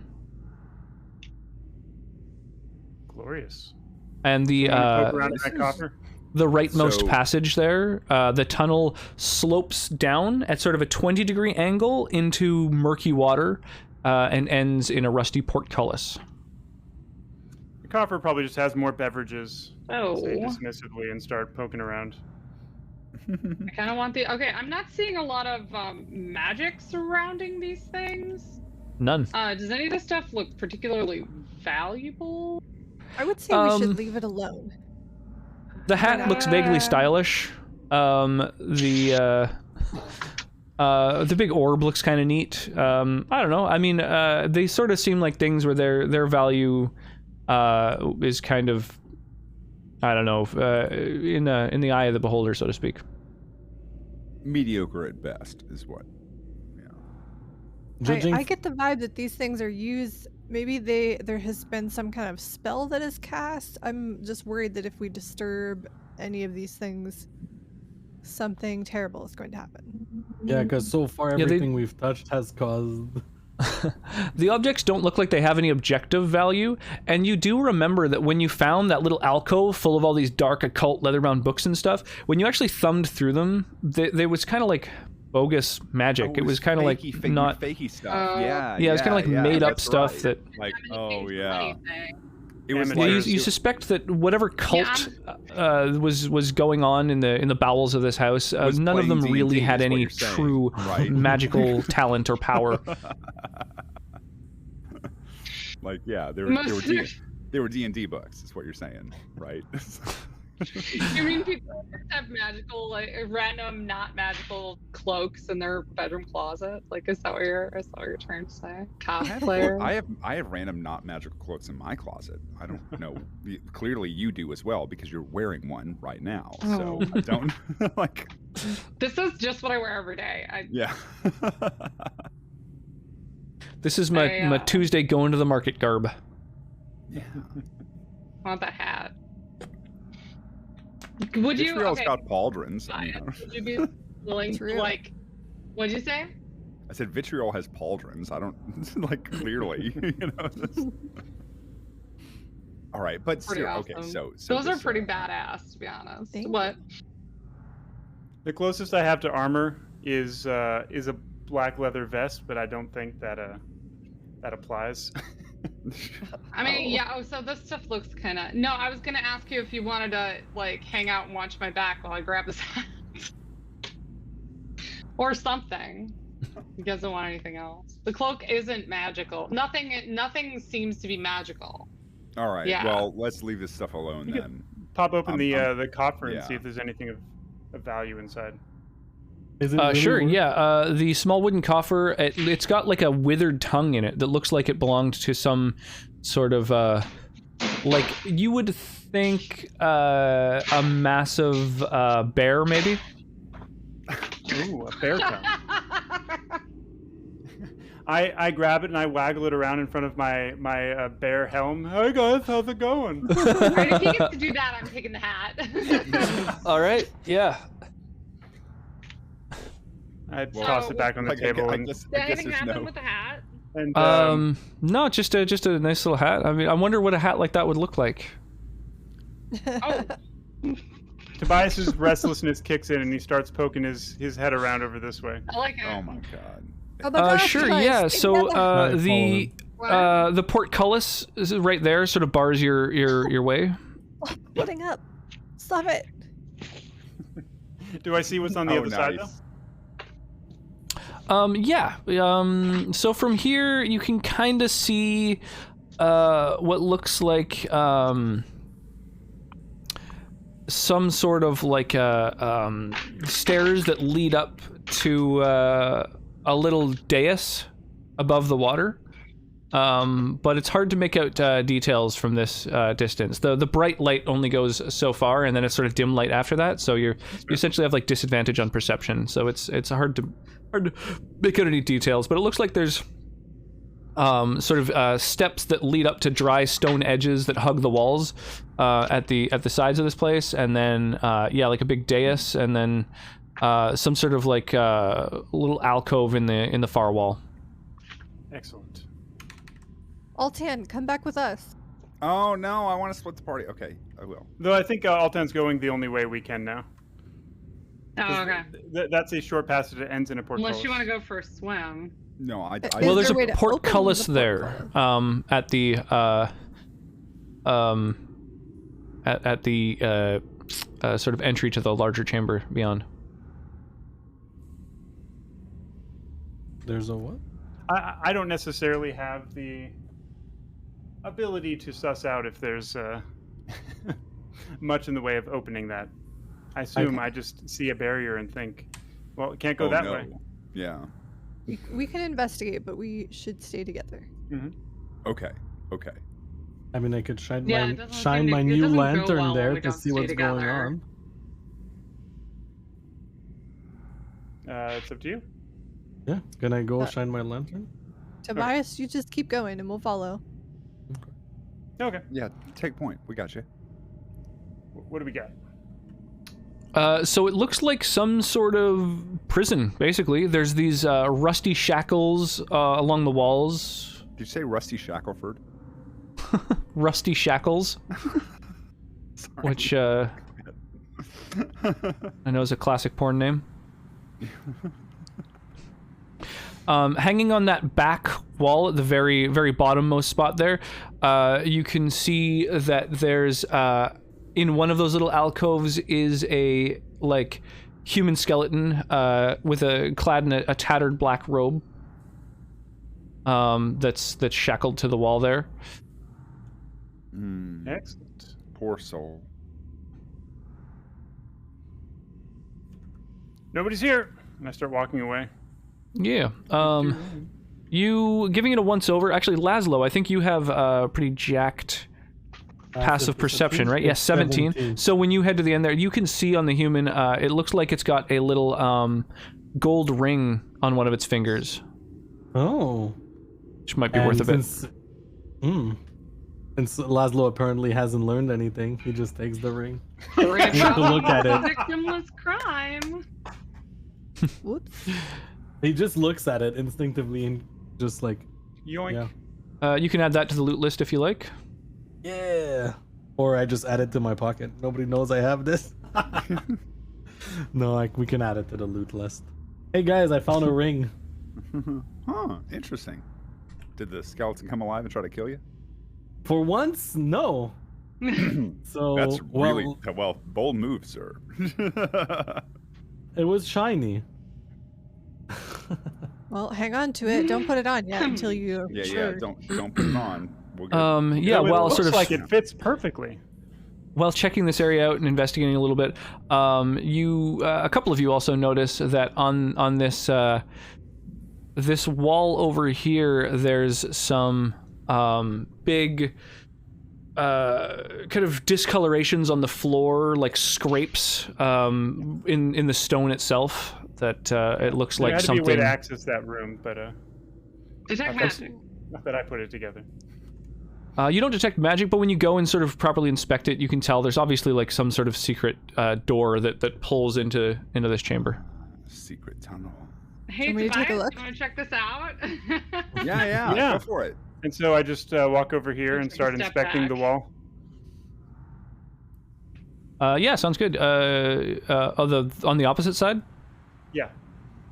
Nothing. Wait, on the opposite side? What? No, No, you that gotta one go- over there, bud. Over there, bud. The one with the S on it. Oh, sorry. I'll, sorry. I'll check it out. since Yeah, I- there's this, Yeah, this actually, loud I like. think Robin's gonna have more success in inspecting.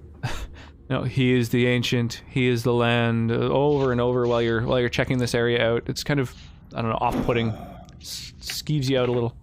He is the land. Are you opening up that door then? Can I open it? Yeah, absolutely. Have any of us, heard Yeah. this chanting Let's before? open it. So you pull on the sort of section of wall. You can see where the little indentation is, where you can like get your fingers in, and it sort of like drags across the floor. And as you peer into this 40-foot square room, the chanting stops. The smooth masonry walls provide excellent acoustics.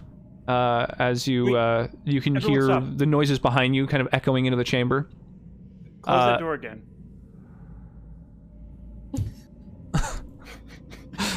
Featureless stone pillars support the ceiling. And a breach in that lower wall leads to a dark cave heaped with refuse. Murky water covers most of the floor. Stairs lead up to dry stone ledges that hug the walls. In the middle of the room, more stairs rise to form an octagonal dais that also rises above the water. Rusty chains with shackles dangle from the ceiling directly above a stone altar mounted on the dais. The altar is carved with hideous depictions of grasping ghouls and is stained with blood. Ah! Robin, close the door. Close the door. No, Tobias, you go in first. Come on. No, wait, no, close the door. He wants to No. know. Do you want to know if If the if chanting the starts back up. chanting Yeah, starts yeah. up if we close the door? No. Good idea. He is the ancient. He is. Okay, sorry, I'll Grinding the door to a close, the chanting does not resume. Okay. It was worth a shot. Okay, open up the door again, and I'll go ahead and. I was Yeah, you're not curious able to if it was a pull good an idea. Ace Ventura. Poke my head through. Yeah, the what I just described is still true. Awesome. Shining, I'm seeing it with fresh eyes. yeah. Shining your light. You have a torch, I believe, right? Yeah. So the water is really murky, but you can tell now that you're like right above it. The water is about probably 2 feet deep. The ledges and the central dais are come up about 3 feet above the water's surface, and the chamber ceiling is about 11 feet above the dais and the ledges. So the chains that dangle from the ceiling above the dais are about 8 foot long. Okay.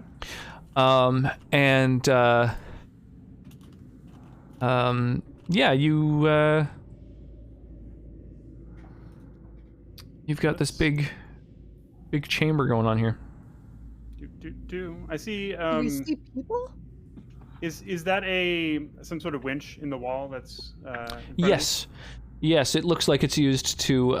It's like a Raise the rusty portcullis. iron portcullis, with a little wooden wheel that's half embedded in the wall. I see winch. I want to play with it. So Who's- Sure, who's yeah, so doing you the chanting? splash hold into the on, water, I'm turn the gonna winch, the try to- portcullis raises up. cool. Wait. Is there any method to secure it, or is it reasonably? Yeah, when you frictionful kind of like so click, that click, click, it click, click, click, click, clunk, it like it kind of fits into a groove when you get it all the way, and then you'd have to like you just pull a little pin and it'll like vzz, unwind. falls? Great. When- Shoo. Yeah. Da-na-na-na. Okay. So we have confirmed we don't see any other organisms in here currently. It's deathly silent. Your footfalls, like when Tobias splashes into the water to mess with the portcullis and stuff, it's it's loud in your ears after the sort of deathly silence happening. Weird. I'll sort of walk around here and I don't want to like wade through the water, especially like I guess more than I already did. I could probably leap onto that dais, right? Hey guys, you think I could jump onto this dais? What's your dex? Hey guys, dare me? Show me what you got, man. Dare me, guys? Dare me? Full armor, long jump. I just go for it. What's the alcove of like stuff? Oh no. Natural you're one. Full fucking like, yeah.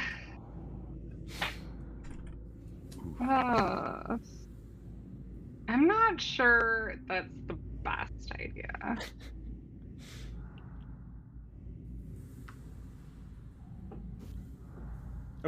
Rux?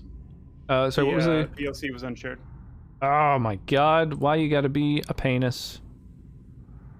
I remember that song. Why you gotta be a Is that a song? It's why you gotta be so rude. I don't remember what song is that, but that's the only part of the song I remember. That's weird, I didn't minimize VLC that time, Where so he it's strange that actually changes occurred. the lyrics to penis. It's the part that you remember. Okay, so I got a 6 in my jump across the this little expanse. You fumbled your jump. I mean, that's fine. It's a jump that you could make easily. That's like half of your jumping distance. But because you chose to roll and fumbled, you definitely land. Like you hit the stairs pretty awkwardly, and just kind of like clatter to the dais. Yeah. So you're sort of right, like you're on the steps, kind of, with your hair in the murky water, kind of upside down on the stairs. Sweet.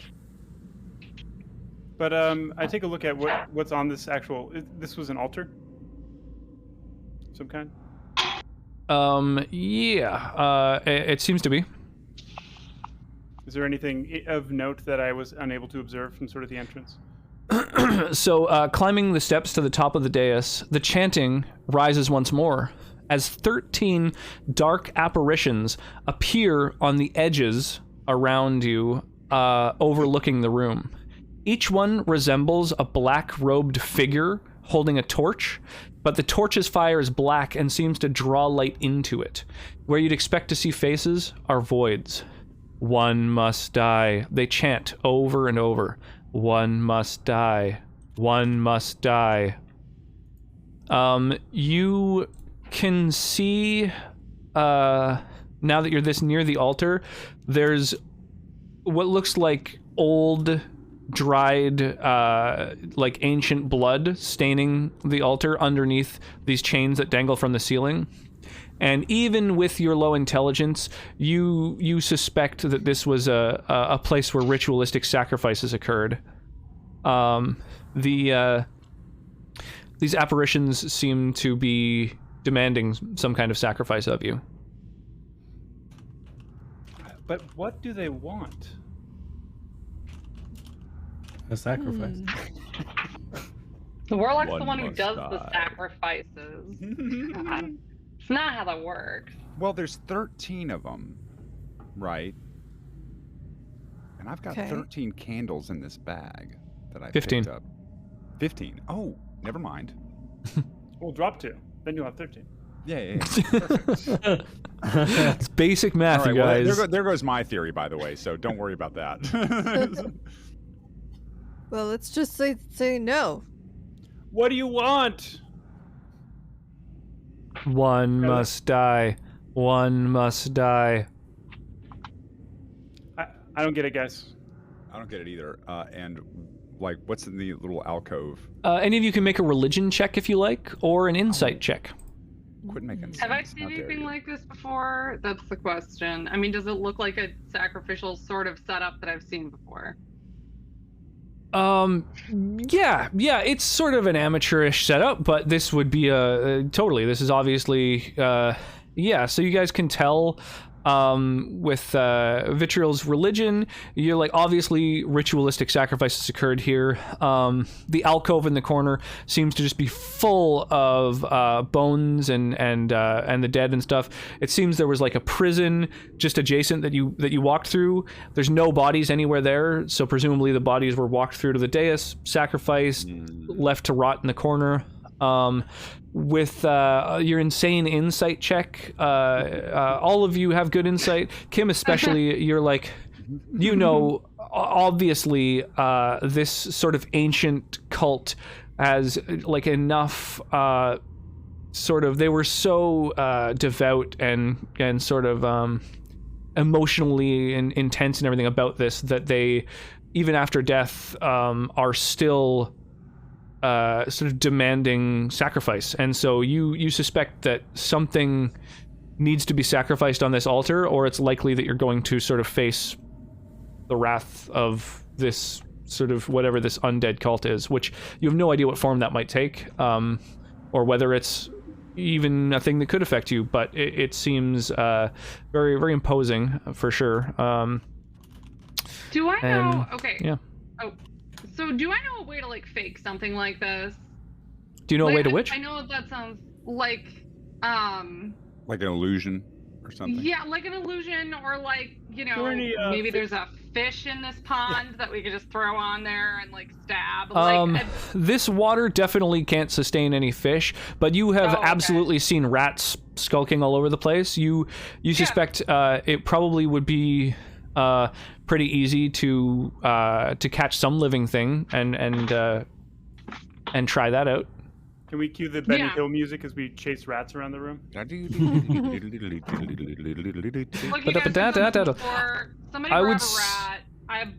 We'll try that out. Okay, cool. Sure. If anybody wants to make if you'd like to make a survival check to try and go and grab one of these rats you see. I try to grab a rat or stop a rat with my warhammer. So before you even you go to pull your warhammer out, and already Uni and Kim are both, they just like, there's a rat just wandered around the edge, and so the two of them kind of like corner it and jump on it. Uni's holding this wriggling rat right now. All right, come on, bring it over here. I'm gonna jump across. If that's a thing. Sure. What's your strength score? Your like total strength. I have no idea. Can I walk garbage? through this water? It's on your character sheet. I'm guessing it's at least 8, which is enough to make that jump, Is the water deep, or could I walk through it? It's 2 feet deep. Yeah, it's gross, it's nasty, but it's not super deep. Yeah, it will get probably in your boots.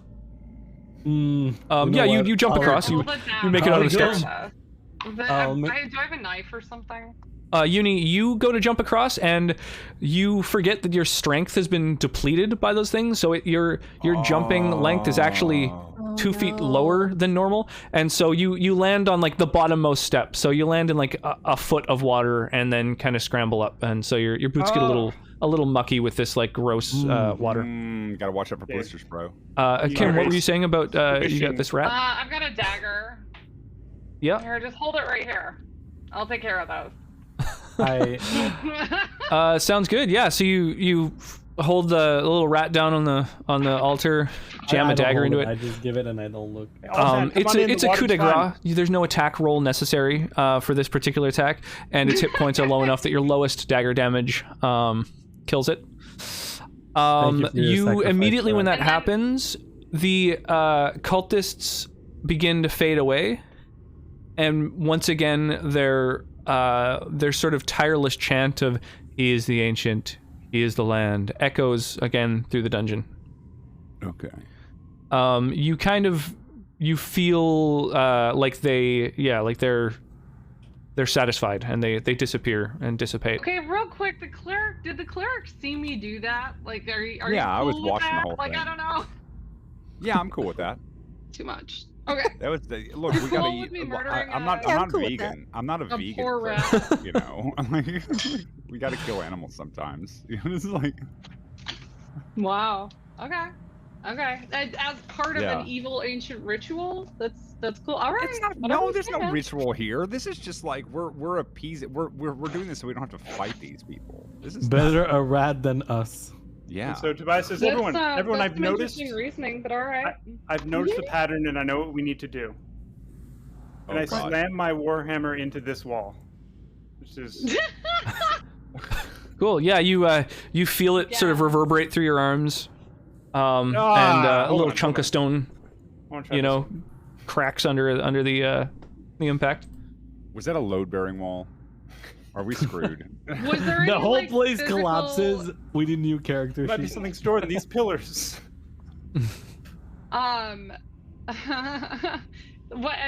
there any changes aside from the chanting when we did the I did the ritual? Yeah, all of the apparitions faded away, and there's sort of the chant resumed that was happening even before you ever entered into the dungeon.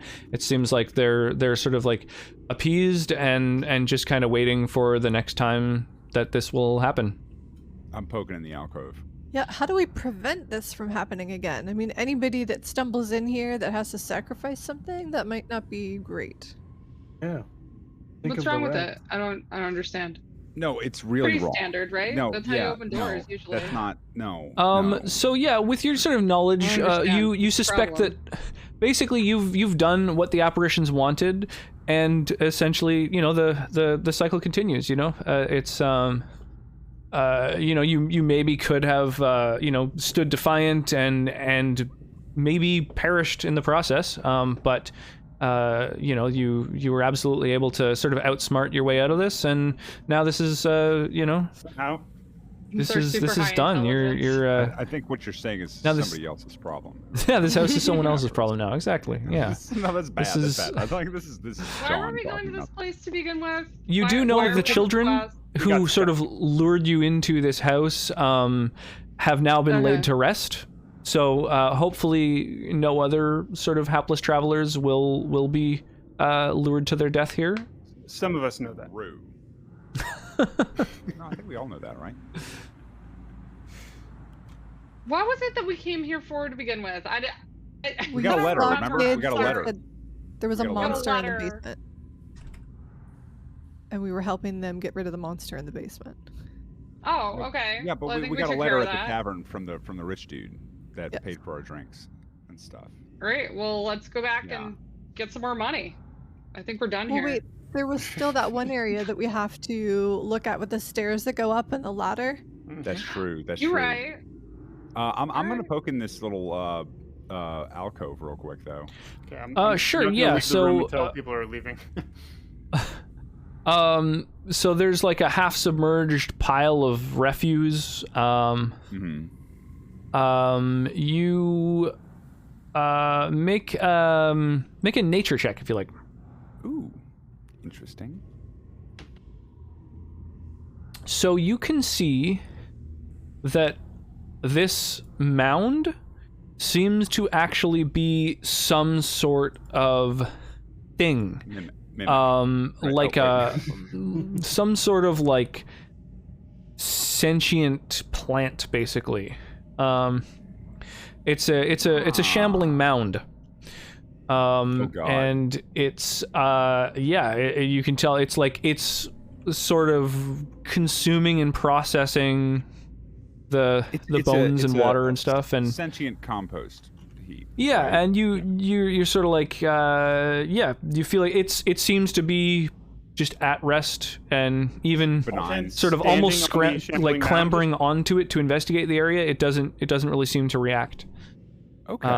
Well, which is probably for the better, because you feel like this thing is it's fucking huge. Yeah. That's cool. I'm gonna let that thing be. Right. All right. Just wanted to see what that was. It's content. We're happy if it's happy. All right. Right. We threw it a rat. It's fine. All right. Where to now? Back to the stairs that go up with the ladder. Sure. Yeah. Oh, so we got the portcullis, right? Yep. The portcullis is open. Okay. Here, I'll collect all your tokens and move them onto the other floor for you. Everyone stop moving. Okay. Yeah. Doop. And I'd say that I'd probably move straight to the ladder. if you wanted to put us, unless something happens in the meantime. There's that. And I'll definitely take the lead going up the ladder. Sure. So yeah, you head up those steps. You open up the bolt that holds the trapdoor closed. I've got so much scrolling to do. Yeah, you open the bolt and you push it open, and it leads to the den of the house upstairs. That hunting lodge. So there's this trap door in the floor, which you were totally unable to detect while you were in that room. Okay, glorious. So there's another way back to the den then. There may be parts of this floor that we haven't finished exploring. So do we want to wander around this? Looking at so when you're in the den, you can see out the windows, and it looks like the fog has receded. Oh, the fog's dissipated. Whoa.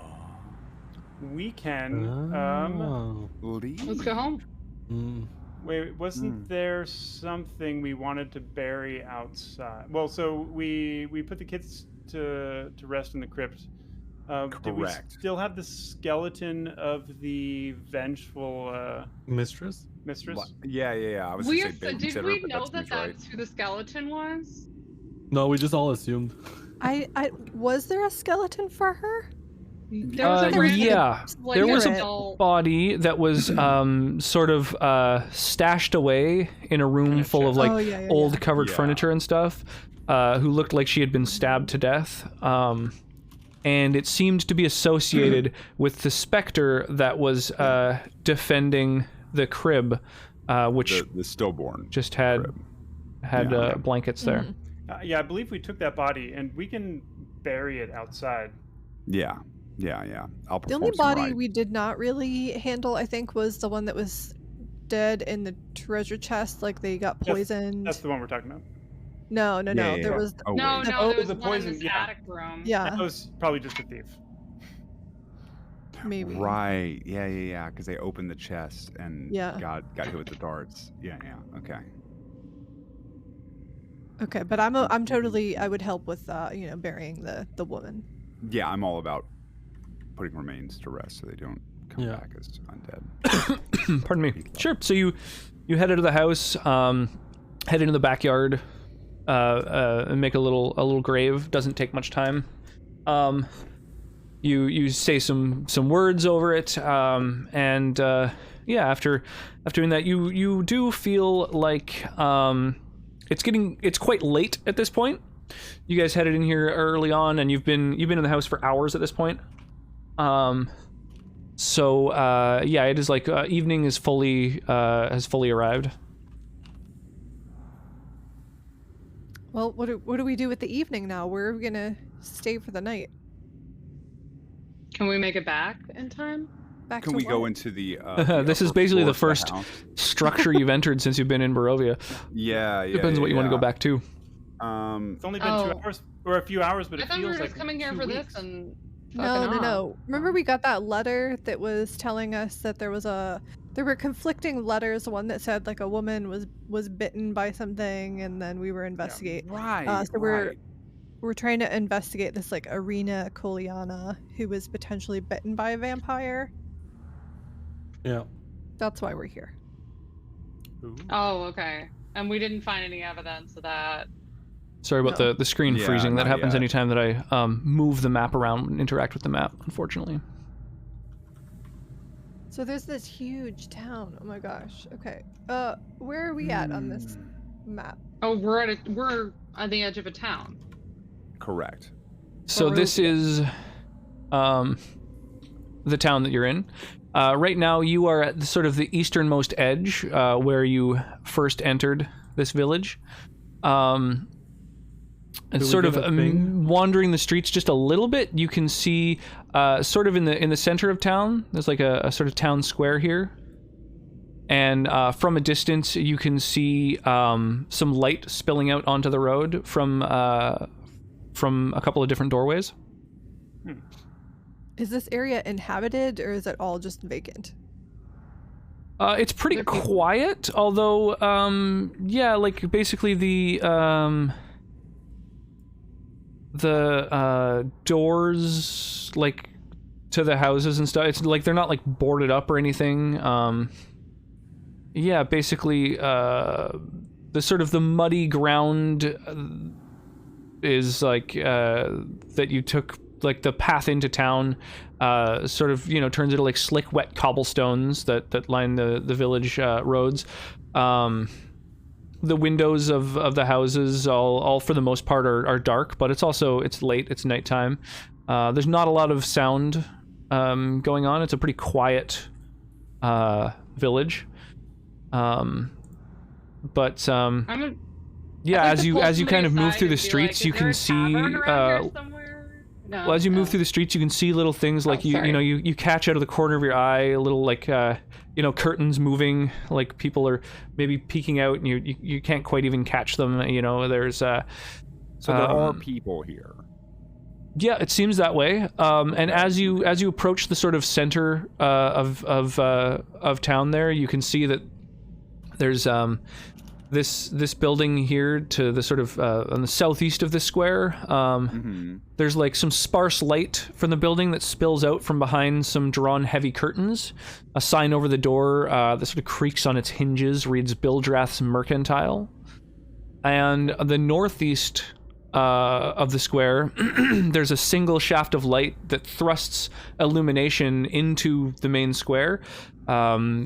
And its brightness kind of looking like a solid pillar in this heavy fog that looms everywhere. Above the gaping doorway, a sign hangs precariously askew, proclaiming this to be the Blood on the Vine Tavern. Blood on the Vine Tavern. Yeah. And I keep my eyes open for those kids to warn them about the basement.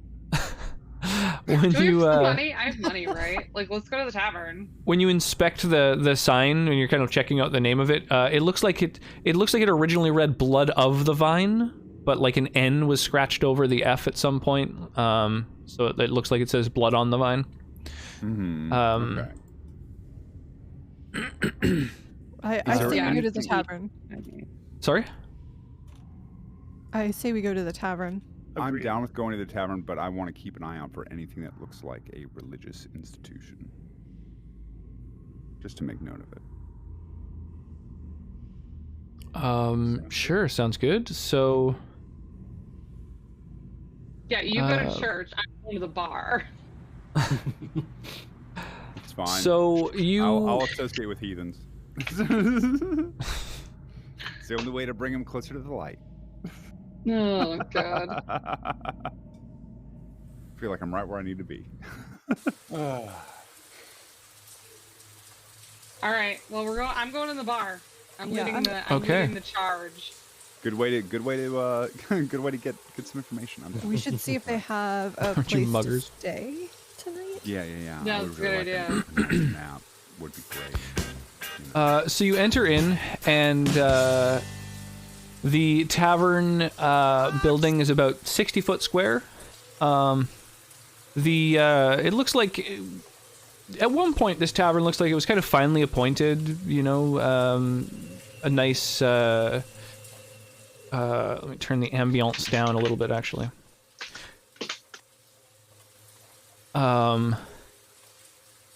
Yeah, it looks like it was once kind of a finely appointed tavern, but looks like it's grown kind of shoddy over the years. The blazing fire in the hearth has like a few folks huddled inside. You could see a barkeep behind the bar. There's 3 people sitting together at a table that all have this very nice, the brightly colored kind of clothing that you recognize as belonging to the Vistani. Thank you so much for the sub. I really appreciate that.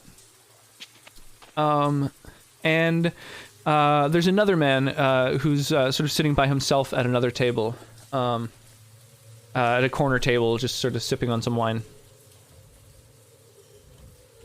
Can I get a bottle of wine? Yeah, absolutely. Hello, bartender. So yeah, heading up to the barkeep. It's like a pudgy little man. Everyone in here is human. You notice, which I think you're half elf. Is that right? Yeah. So they kind of eye you up a little as you come in. Yeah, the barkeep is just cleaning glasses one after the other. And when you order a pitcher of wine, he asks for a silver piece. Okay. Do I have a silver piece? Yeah, it's 1/10 of a gold piece. So if you're tracking your gold, if you had, say, 10 gold, then you could have 9.9 or 9 gold and 9 silver, depending on how you want to organize your individual wealth. But yeah, one silver piece for gold pieces that can split into 10 smaller silver pieces. Fancy. Yeah, essentially, through the magic of commerce, he gives you 9 silver pieces back from your gold, and it's like magic. Put on your Visa platinum piece. But, How many patrons would you say are at the bar?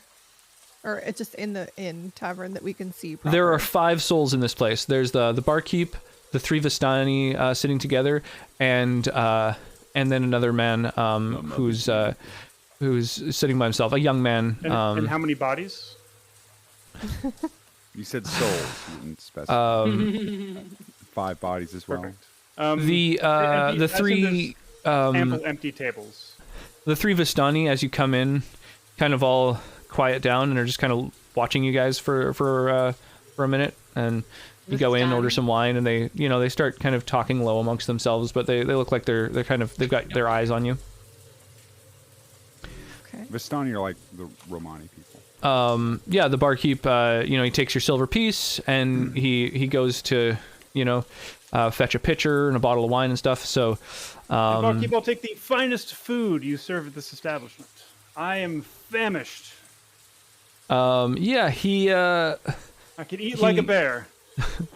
He grabs, basically he's just got like kind of rations, basically, like it's like dried meat, nuts, kind of non-perishables. He doesn't even have any warm food.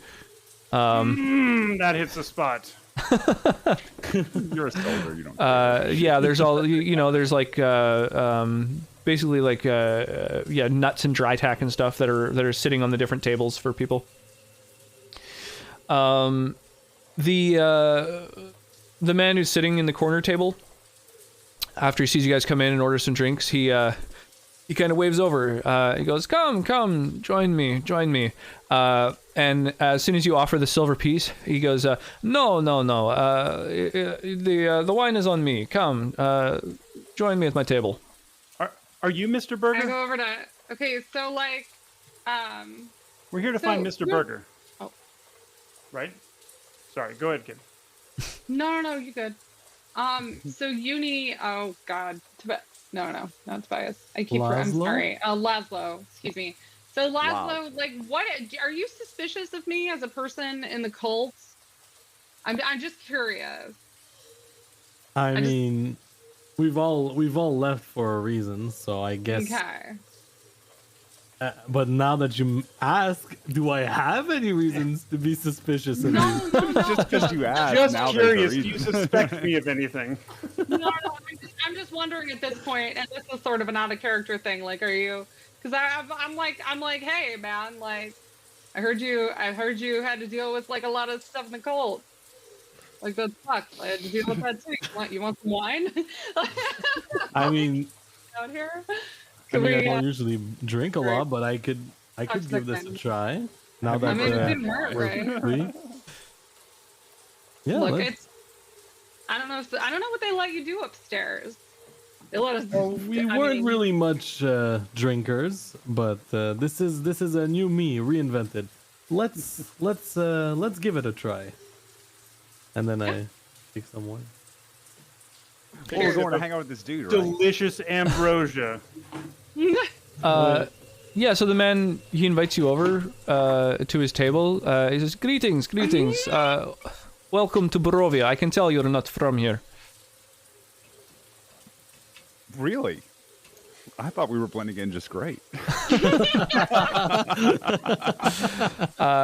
goes, greetings. Sorry, introductions are in order. My name is Ismark Kulyanovich.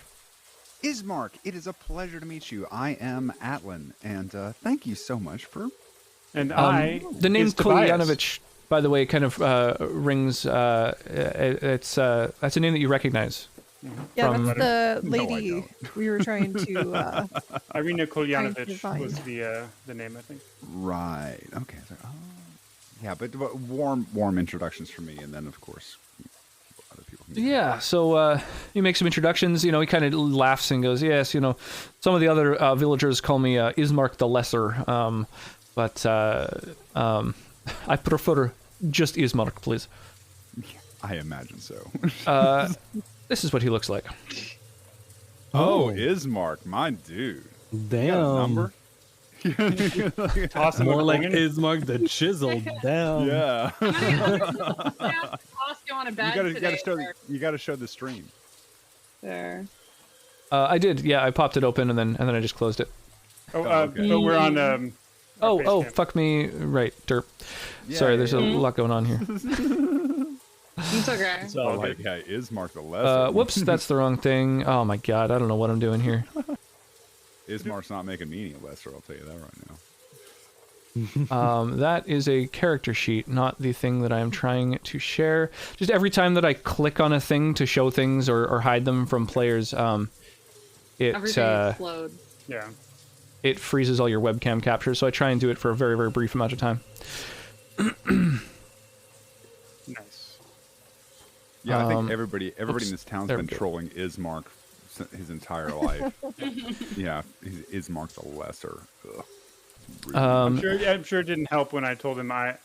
Yeah, it kind of goes, you know, my father is a very, sort of, was, I should say, a very, you know, well-known figure, and I think many people call me the Lesser because I am not quite as great a personality or figure as he was.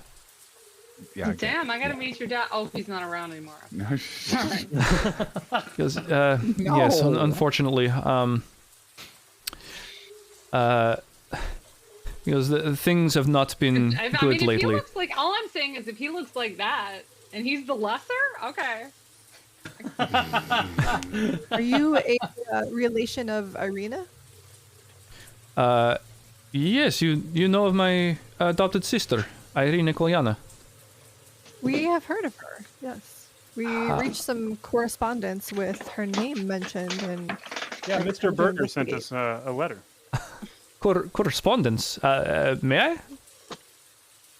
sure. Derp, yeah. Yeah. So checking out the letter, he sees the letter that first mentions the first letter that you hand him. He goes, it is signed with the name of my father, Kolyan Andirovich, but this is not his writing. This other letter, though, the one that is weathered and damaged, this has his signature on it, and his seal. That was from the bear attack, right? That was the one from the bear attack. Yeah. Okay. So, out of character, did he No, just I say usually his do dad want is that. dead? Yeah. So we got a it- letter from his dead dad, or a fake of whoever. Well, Yeah. it sounds like it also wasn't in his handwriting, so. Yeah, so yeah, yeah. He was someone- actually in a bear's handwriting. Hi, I'm definitely alive. Was not. Well, if they're murdered by a summoning bear. strangers, it wouldn't matter who. Yeah. Well, and it could have been penned by, if he was not the lesser but the greater, he could have had somebody like pen the actual thing, and then he could just sign True. it himself. The greater could probably afford assistance. Right. So, but the second one, the one that had kind of a more ominous. Yes, Well, my this father. can clear it up. How is your sister? My sister These letters is present very absolutely different stories. seen better days. In fact, I see you're armed. I can tell you are adventurers. Perhaps I could are. request your aid in protecting my sister. That That's is why a we're little here. bit of yeah, we're here for that. yeah. And to get paid for Because it. look, there is a settlement in the heart Wow. of the valley. I think that my sister would be safe there. You see, she has been visited twice now by the devil Strahd. She has been Strahd. bitten by him. And now the villagers are afraid of her. They avoid her. They are very Is she, superstitious. Like, into it, or? Wait. You said the devil's Strahd, and he bit her twice. Yes. Can I make a? Was it consensual? Not at all. No, the devil Strahd, he is Strahd von Zarovich. He's a vampire. He dwells in Castle Ravenloft. He's a curse that has been placed on this land. It is said that it was placed on the land because of a sin of our ancestors.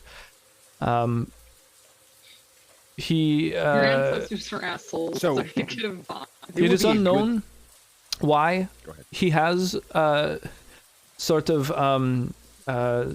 chosen my sister to target with these attacks, but he has bitten her twice, and I fear what will happen if he continues to have the opportunity to do so. So I would hope that perhaps, you see, the village here is overlooked by Ravenloft. Strikes you're a vampire? How does that work? I do not know. She is not a vampire yet, but I do fear what will happen. You see, he points out the window, and out the window you can see that there's a big,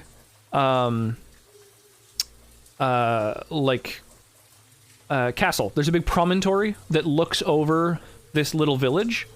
It's like this big, imposing castle that sees, over everything. And this is basically, I feel that if I were able to get my sister out of Barovia village here and to Vallaki, which is a settlement in the heart of Valley, it is beyond the view of Castle Ravenloft, and I hope beyond the reach of Strahd.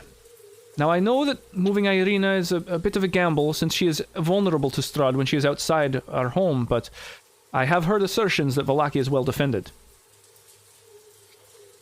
Wait, where'd she get bitten then? She was bitten in town. She living her life, going and shopping, and now that it has happened twice, she has essentially barricaded herself inside of our home. Just, like, at the store, and motherfuckers just come up and start biting me? I don't know how that works. Yes, he's a blight on the land. He has free reign over the place. He is powerful. He is unstoppable, and I need to save my sister from his clutches. Starvon lives in that castle? No, Strahd. Strahd, yes. Strahd von Zarovich. Yes. Starvon Itch. Do you have a picture of what anybody looks like? No. Yes, he pulls a coin from his pocket, and it's stamped with the profile of a man, like a gaunt-faced, long-haired man that you recognize from that statue. Was actually an excellent likeness of this same figure. Okay, and that's Strahd.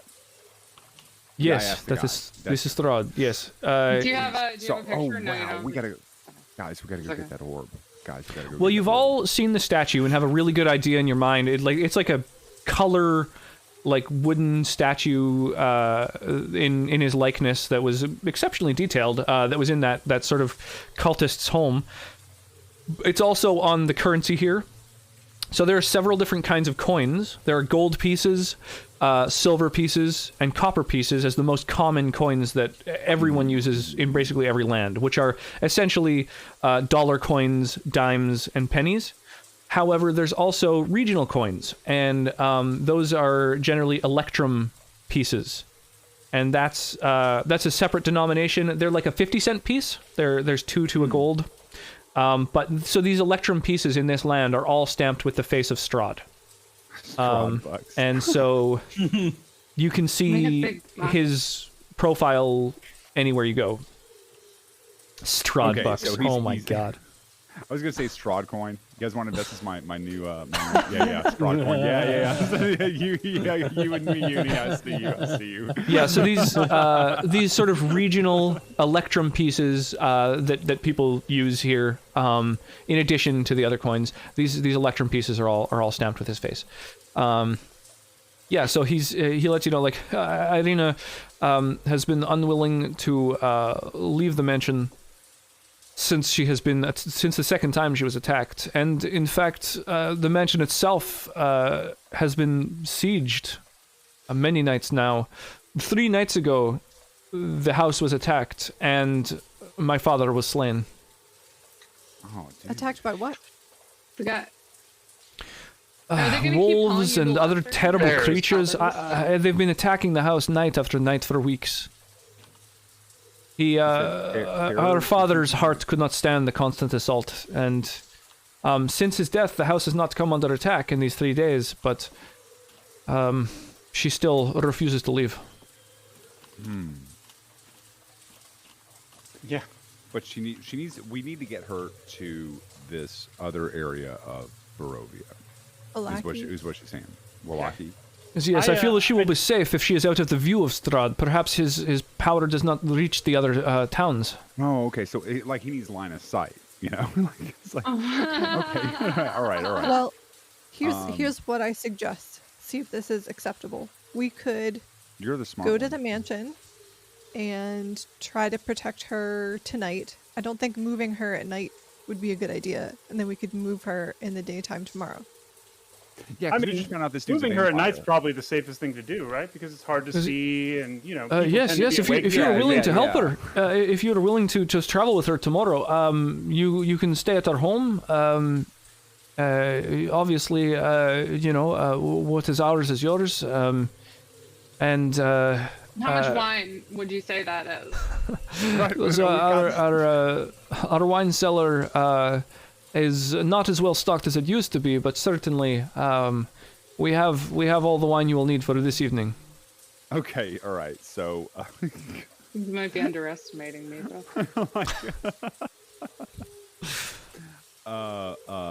let's wait.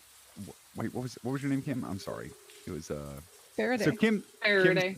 Faraday. That's right. Faraday's suggestion aside, we will absolutely help you, and we'll stay the night, and then we'll see if we can get your sister to safety in the morning. I mean, that is Excellent. Yes. You're honor bound, or at least I am. I mean. Yes. Yeah. Now, it is said that a vampire cannot enter a residence without an invitation from one of the occupants. So, perhaps because she has been barricaded in there for several days, that maybe that is why these attacks do not continue. True. But either way, this is not sustainable. Wait, what is this about vampires? And Vampires can't enter without being specifically invited. I hate to be the bearer of bad news, but now that you are in Barovia, there is really no escape. Anyone who attempts to leave the land of Barovia begins to choke on the fog, and those who do not turn back perish. Wait, the fog that went away?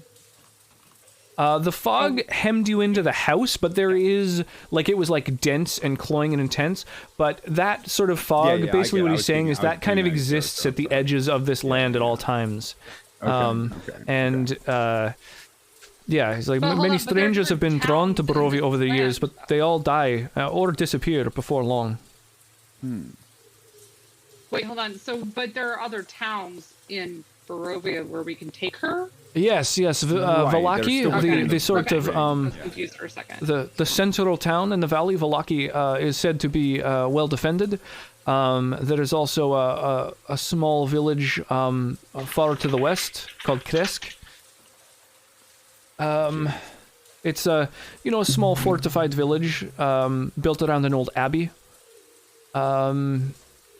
And Vallaki lies in the heart of the valley. Its burgomaster is named Baron Vargas Valakovich. Wait, we know that name, don't we? I don't believe so. No, okay. That's not... I was saying Mr. Burger earlier. But Mr. Burger, that was the title Burger of his okay, father. Okay. You definitely do not want to travel at night. Wolves, dire wolves, and werewolves prowl the Svalich woods, there's no wolves. And hungry bats fill the skies at night. I see. Right. Sorry, real fast, I guess, out of character. People jump to vampire, but I don't think I explicitly heard you say anything about vampires until... He did. He says he's a vampire. Yes, he dwells in Castle Ravenloft. Okay. Yeah, no one is welcome at the castle. He's a cursed place in the land. Yeah. Most simply refer to him as the devil Strahd. Many will not even say his name for fear of invoking his wrath. What, Strahd? Yes.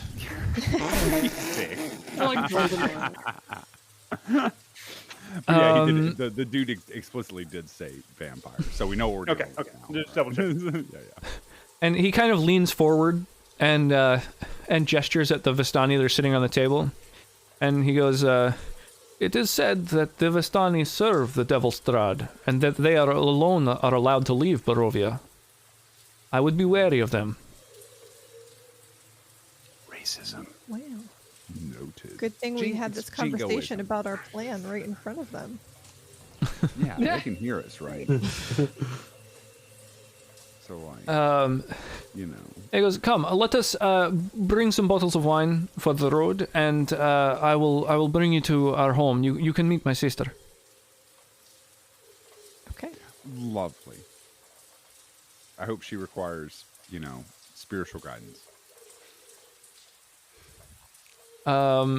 So he brings I can help her you. with anything else. Yeah, exactly. No, there you go. Because I'm being wholesome. You shut up. He brings you to the house in the I feel like our roles southmost are point of the village.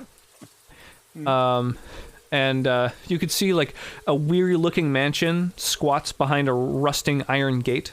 The iron gates are twisted and torn. The right gate lies cast aside, while the left swings lazily in the wind. The stuttering squeal and clang of the gate repeats with mindless precision. Weeds choke the grounds and press with menace upon the house itself, yet against the walls the growth has been tramped down to create a path all about the home. Heavy claw markings have stripped the once beautiful finish of the walls. Great black marks tell of the fires that have assailed the mansion. Not a pane nor a shard of glass stands in any window. All the windows are barred with planks, each one marked with stains of evil omen. With a bit of effort, this place could be really nice. Yeah, you suspect Tobias, it was. This is a money pit. What are you talking about? I don't know. I've never owned property, so. You can see that the trampled weeds all around the mansion are also accompanied by scores of wolf paw prints, or bear, depending on who you are, and human footprints. Well, the human footprints, not all of them are boot prints. Some of them seem to be bare feet. Bare feet? Bare feet or bare feet? Oh my god. Yes, there are bare feet and bare feet. Both, yeah. Okay, so people were walking around with no shoes. Seems like some of the assailants seem to be barefoot, some in boots. There's wolf prints. Yeah, the door is like heavily barred, and so fucking not Kolyan, Ismark. Ismark kind of hammers on the door. Says, it is I. And the thing kind of like scrapes open. She opens the door and invites you in, and you see, welcome in, Raiders. Holy. Yeah, big time. Look at that. Look at that. Welcome. For those of you coming in and wondering who are the players, who are their characters, I have this lovely little website with everybody's socials and character details and whatnot. Thank you so much for the follow. Thank you so much for the raid. Welcome in, y'all. Oh, and remember, chat can't currently see the map. Correct. The which, sorry? The map? Yes, yeah. We are large and must be small. So right now our party is in the village of Barovia. They've just escaped from what many know as the Death House, or the haunted house, lured in by ghost children. And they're now they've been asked by Ismark to protect his adopted sister Irina. Welcome in, one and all. All of our players are have chat open, and so we'll be doing most of our interactions with chat by text, so that it's not too disruptive. But I really do appreciate the big old raid, and welcome to all the new folks in here. This is and a sort we're of all streamers, too, semi-weekly or a semi-monthly, bi-weekly, one of those campaign. This is the second session. The last was 2 weeks ago, and yeah, all of the people I'm playing with are fellow streamers, so they all are very charismatic individuals who all have their own cults, or definitely not a cult in the case of some. Totally a cult in the case of Not a others. cult. And yeah, well, welcome in. I hope you enjoy the campaign. We'll be doing the next session, I think maybe next Sunday. Could be. Simply because most of the rest of this month is, you know, Christmas and whatnot. So it might be a minute before the session after that, but we'll see. We haven't nailed that down for sure yet. January, yeah. So Irina welcomes you into the home. She looks exhausted. 5e. The interior of the mansion is well furnished, yet the fixtures show signs of great wear. Noticeable oddities are the boarded up windows and the presence of holy symbols in every room. The burgomaster is in a side drawing room on the floor, lying in a simple wooden coffin, surrounded by wilting flowers and a faint odor of decay. When Irina sees you guys, you know, she hugs her brother and she welcomes you in and sort of, you know, says, I apologize for the state of the place. Hello, I am Yves Tobias, definitely of Barovia. It was, greetings, welcome. I am Irina Kolyana. Perhaps, now that you are here, I can petition your aid. Of course, you're welcome to have a good night's sleep here, but perhaps in the morning you would be willing to help me deliver my father's body safely to the local priest, Donovich. No one in the village has been willing to help my brother or I to deliver his remains, as they fear recourse from Strahd. Well, you're in luck. We have someone who's definitely down for that task. I am all about You won't this. shut up about it. Yeah. So, no, we are 100% going to get your father's remains to the local priest. I would love to have a chat with him, actually. And but no, this is incredibly important, both to you and to the, you know, the entire pantheon. So we're gonna. Lathander wills it. It will be done. Yeah.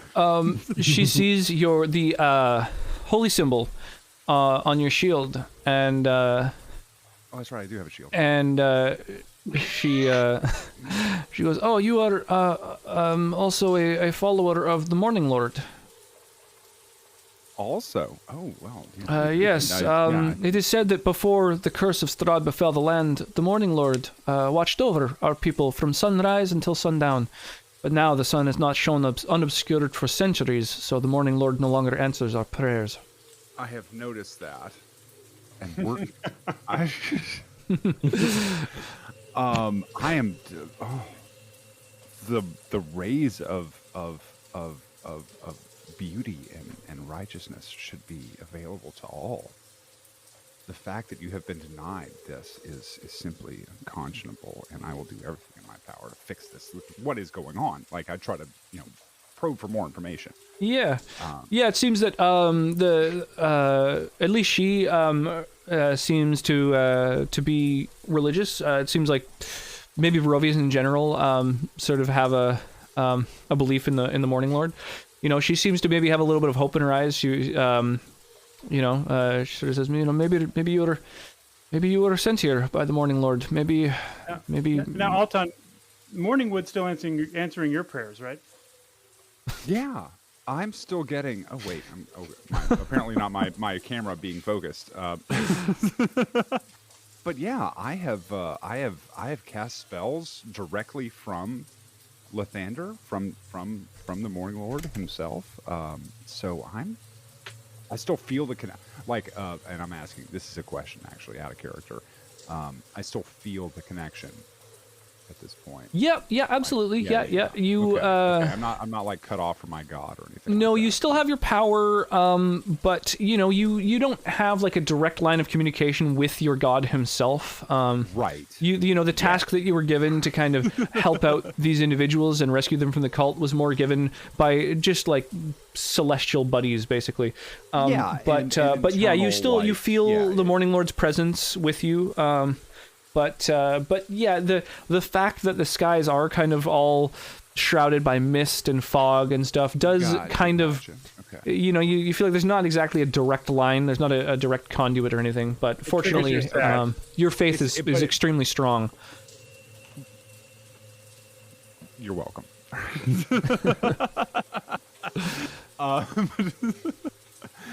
Wow. Okay. So, no,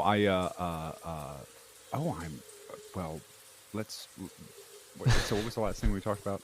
I'm sorry, we were talking about that. So yeah, they invite you to stay with them, have some drinks. They're able to answer questions if you have them. Sure. They can describe a bit of the lay of the land. They let you know little things like, wine is the lifeblood of Barovia. For some, it's the only reason to keep living. All of the taverns in Barovia get their wine from the Wizard of Wines, which is a winery over near Kresk in the west. Kresk in the west. Yes. But wine is a big deal. Okay. Absolutely, yeah. It is also said that there are two divine forces which watch over the Barovian people: the Morning Lord, who has not answered prayers in quite some time, and Mother Night. Night. Can I make a check her on that? presence is felt most strongly between dusk and dawn, although nighttime prayers to her go unanswered generally. It is also believed that she has forsaken our people and sent the devil Strahd to punish them for our ancestors' offenses. Oh, Mother Night, you say? Yes. Tell me more about And her. also, very important thing, never harm a raven, lest its ill fortune befall you.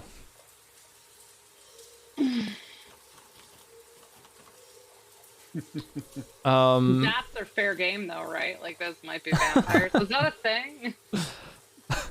Sure. They don't specify bats. Irina is also, you asking her some questions. She knows. She kind of mentions. I know that I was adopted. I do not have memory of my early past. I do not know how I came to Barovia, where I came from, but even my encounters with Strahd are sort of fuzzy memories due to the sort of influence he has over us, but I can recall clearly the blazing hunger in his eyes. And that was Irina, right? Saying that? Yes. Okay. So you guys are able to spend the night here, and over the course of that night,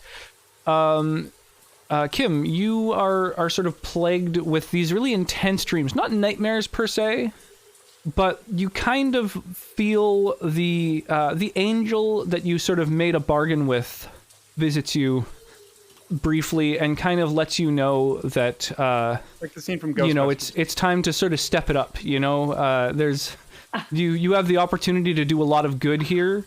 And to help you in that task, she's going to send you an emissary, a celestial divine light.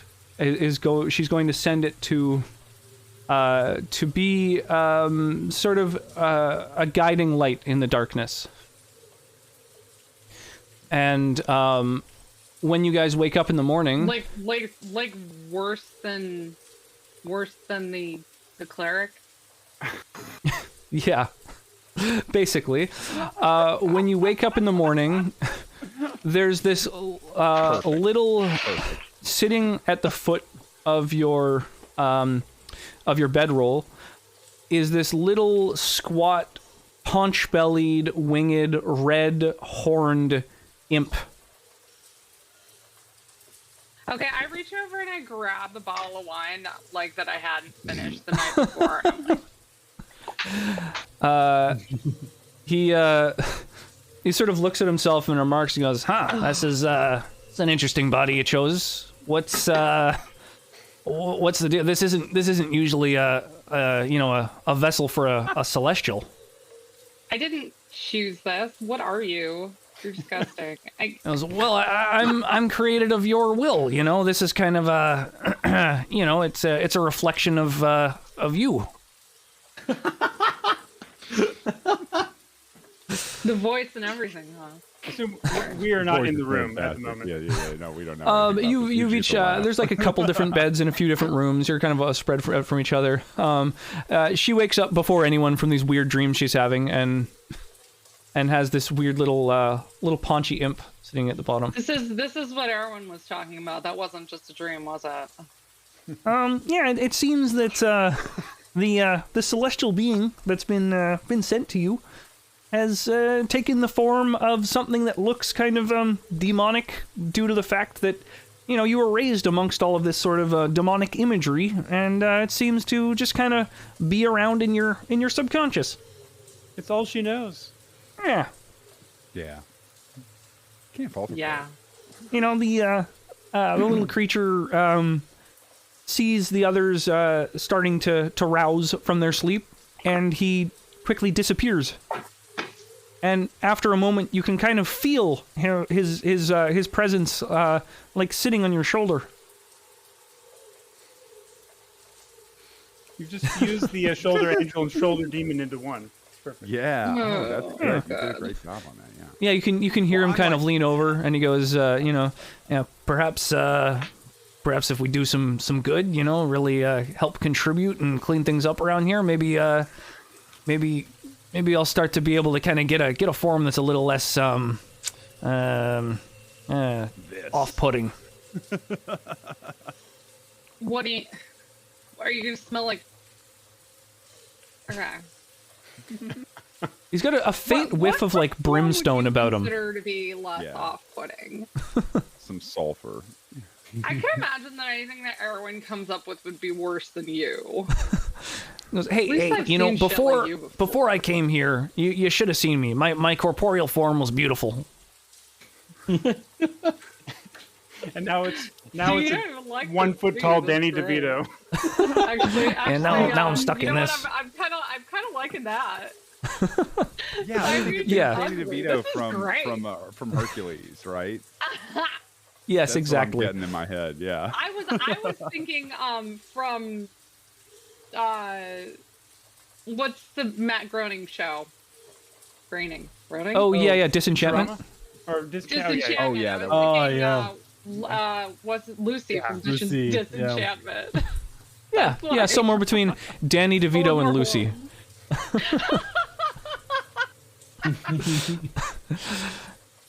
He goes, you know, I'm here to help. I'm here to, you know, I'm tasked with helping you with whatever you're trying to do. So you just let me know if I can be of assistance, and you know, I'll be there in a flash. Okay, my drink's out. Can you go see if you can find me another one? Another bottle. Yeah, and you could see a little bottle kind of float up into the air and come over toward you. Nice. This isn't so bad. Yeah. Pardon me. The rest of you. Thinking that at this hour, we literally just woke up. Yeah, really. The rest of you. Also, I'm fucking off. I'm out looking for the sun, which is not to be found. Yeah, pretty much. Yeah, looking out the windows. Yeah, it's dark. The rest of you also. You all gain a level. You're at level 3 now.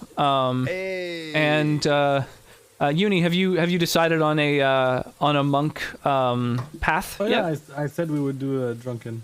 We'll go. You doing okay? All right. So yeah, this night of just slamming back wine and chatting and hanging out and stuff has like really awakened something in you. And you get up and you're like, guys, I love wine. This is amazing. I don't know why they weren't letting us have this. Like, why weren't we checking this before? This is great. Yeah. I am on Team Uni with this one. You know. Wow, I feel like I understand everything around me so much better. There's like a flow. I can actually see the flow of the world. It's definitely awakened something in you. Spinning. The world is wasn't spinning. Did I get a bath while I was here? Just out of curiosity. Which, sorry? A bath. Did I get a bath?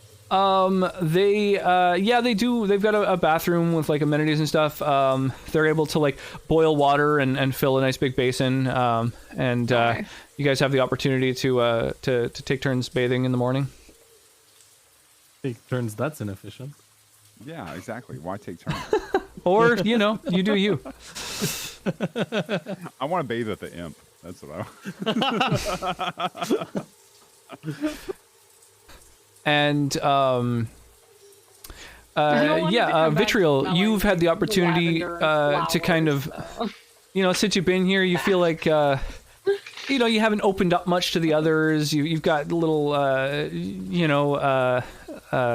all kinds of skills at subterfuge and lockpicking and stuff like that. And you really feel like, being able to flex some of those skills and pocket a couple items in the house and stuff. You're feeling like your abilities are really improving as well, and not just your sort of abilities in sleight of hand and thievery and subterfuge, but your ability to kind of investigate and find little clues and stuff. You really a few extra things to look out for now. Mimics, that's a new one. Apparently doors can just be a fucking monster. But you are the smart one, you know that, right? you've since you've been here, you've definitely been cultivating these skills a lot more than you were when you were working as a merchant for a big chunk of time, and so you're really feeling that advancement. And in doing these things, you were able to I think you gain isn't there some ability at 3rd level? It's right. You can use sleight of hand and thieves' tools, or use an object as a bonus action, which is kind of new. So you're the only person who can drink or administer a healing potion as a bonus action, which is kind of a handy skill to have. That's actually really handy.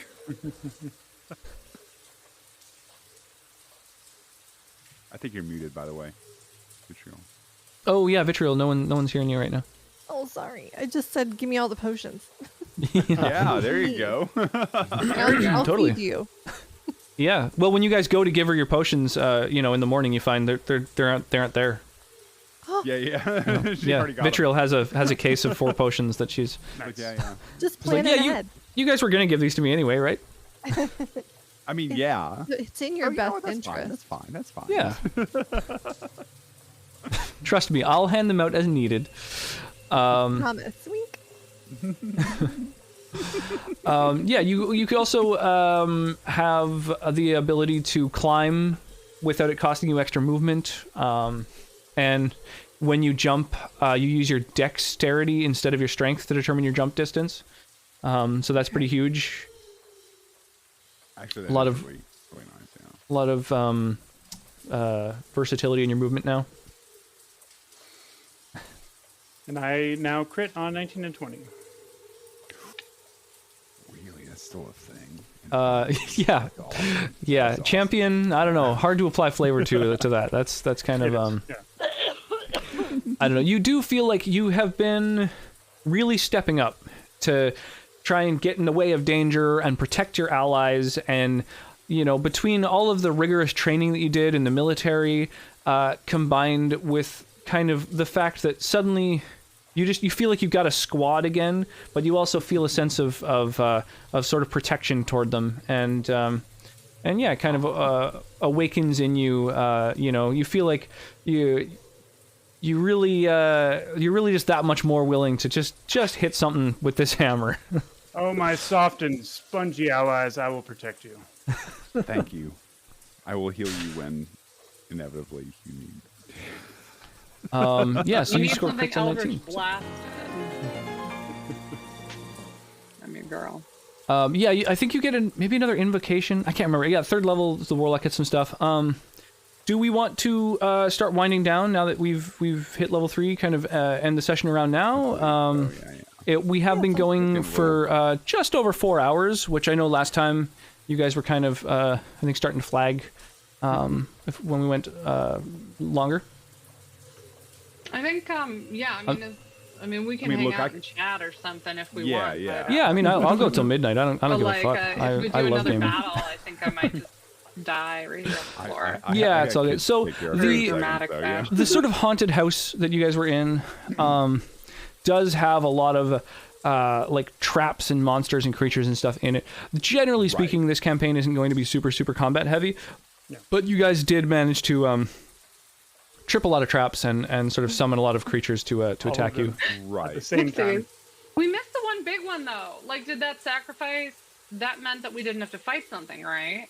Yeah, there's a big old shambling mound in the alcove that's like a huge sentient plant monster that is incredibly strong, and you know, if you didn't give in to the cult's wishes, then that would be that would be something you had to contend with. Been necessarily lethal if we insisted on fighting them out. Right. I have had a party through a lot of ingenuity manage to battle the thing successfully. I was pretty impressed with their tactics. But yeah. What happened? Let me know.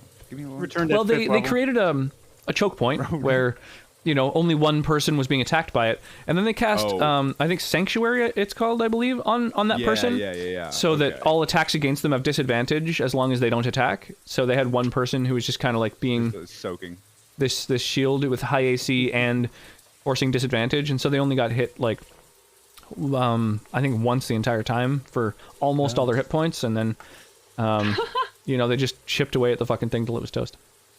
Nice. The good thing I'm such a great tactician. You drank paint water twice? Jesus. Yeah. That actually, yeah. Way to go, Black Roses. Well yeah, done. I was like, okay, yeah, painting is one thing, but drinking paint water, Shut up. Honey. So you guys also, you know, you've dealt with the cult and can gain inspiration from that as well. So if anybody has spent their inspiration from last time, you now have that again. Oh shit! I forgot about that. You did not spend. I often forget about inspiration, so that's something that I have to. On top of my brain, yeah. Have to try and keep up on that. Yeah, I mean, another massive thank you to everybody who came and hung out during the session and kept us company and cracked us up. That was a lot of fun. Oh my god, yeah. All you guys, yeah. Yeah, I had a blast. Yeah, big thank you for that raid as well. I don't know how much of the community ended up sticking around after Sparkle and Pop dropped by with a big old raid, but I really do appreciate that. And yeah, I think that for our next session, I'm going to try and add kind of like a recap of the story so far onto my the D&D page of the website there, so that like people can get a quick recap instead of having to just watch the entire previous VOD. But also all of the previous sessions will be posted there. Want to know what happened? Here's 10 hours of video. I'll also post some highlights. Some jerk said that they were going to do the video editing and hasn't done it yet. So, that bitch needs to get on it. Black Roses, thank you so much for the 5 gift subs. Goddamn. Thank you to Leica for coming by. It's nice to see you. There's something I've been wanting to ask since I came in. What's up, Argarar? Or, sorry. Yeah, Argarar Rugatar. That's about right? Emmett, what's shaking, those are dude? certainly syllables. Those are, yeah. It's so sick seeing that purple check mark next to your name now. I'm jacked on your behalf. Bringing that purple check swag these days. Congratulations. What? Wait, what's the purple check? I don't know what that is. Partner. Oh, really? Oh, yeah. Nice. Emmett is a Super Metroid speedrunner who finally Twitch. The key to the best old fashioned is to use San Pellegrino instead of like Sprite or whatever. Why are you putting Sprite in Sprite? old fashioned? What are you doing? No, what? That's Oh my what you're god! supposed to do. You're supposed to use like 7-Up or Sprite. Yeah. No, you're not. That's part of like the Not at all. traditional No. Wisconsin old fashioned. I don't know. Yeah. Oh, okay. Now the fucking penny drops because that is a piece of shit. All right. No. It's whiskey, a twist of an orange What do you peel, bring bitters, up with not and simple syrup. brandy, And simple syrup, and you make the simple syrup from honey yourself at home with Okay, why don't do that? stuff. If You it have to doesn't tend to contain, the bees yourself when you get that honey, or it doesn't count. you need unicorn tears. Really, it's the only way to make it. Yeah, thanks so much, Emmett. I appreciate the comment on the production. I'm really happy with it. We spent a lot of time. Senator J Butts made the overlay. I made this overlay. I sort of edited an existing one and kind of changed it and got it together. But yeah, I'm pretty excited about it. I've got a website set up so that people could see all the character sheets and the socials of all of the amazing people I'm playing with. Every single one of these individuals is also a streamer. Again, those of you who have not yet done so, go give them a like, a follow, a subscribe. Build monuments in their name, and get the sacrifice some rats. Yeah, absolutely. Sack them rats. And yeah, definitely, I can make a good old fashioned for sure. I'm an animal person. I really like. Yeah, I'm just like my character's like, let's fucking murder a rat. I would never ever be able to. I don't eat meat. Like I to do something like that. Oh my god. I mean, it works. You know, it's clever thinking. You know. Honestly, Argarar Uni deserves an effigy. 100%. Nice. Yeah. Certainly does. Thank you. Certainly does. Yeah, every single one of these people also, like, I'm not even exaggerating, all 5 of these people have great emotes. And you can get access to that by going to their page and clicking the subscribe button. If you're on mobile, you can also go to username.tv/subscribe, and you can bypass the extra fee that you would have to pay on mobile. Yeah, screw that. Ooh. I didn't know that. I did. I choked on a bottle cap once. I had to go to the Oh, no, that's right. They changed it a little bit. It's twitch.tv/sub/username. They keep changing it and making it hard to find that URL. No, I absolutely did. It's a longer story. Hi there. What? Yo, Emmett, thank you so much for the resub, my friend. Appreciate that, dude. I'm so stoked that, I mean, now that us lowly affiliates finally have access to 9 sub emotes, I'm able to have a bunch of my my adorable little rocks. We do, don't we? It's a huge expansion. I don't know if I have access to the animated ones yet. I know they're rolling out like unanimated slots. Yeah, apparently that's going to be happening, I believe, this month, they stated. So I know some people have it. We'll see. Like I saw, like iOS has one, and yeah.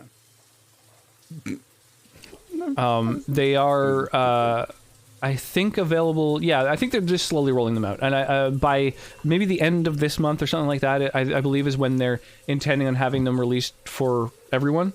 So they say, but we'll, I don't know. We'll see. We'll see if that happens. I still don't have animated emotes. Everybody and their mom has animated emotes, and I don't. I'm sad. My mom does have animated emotes.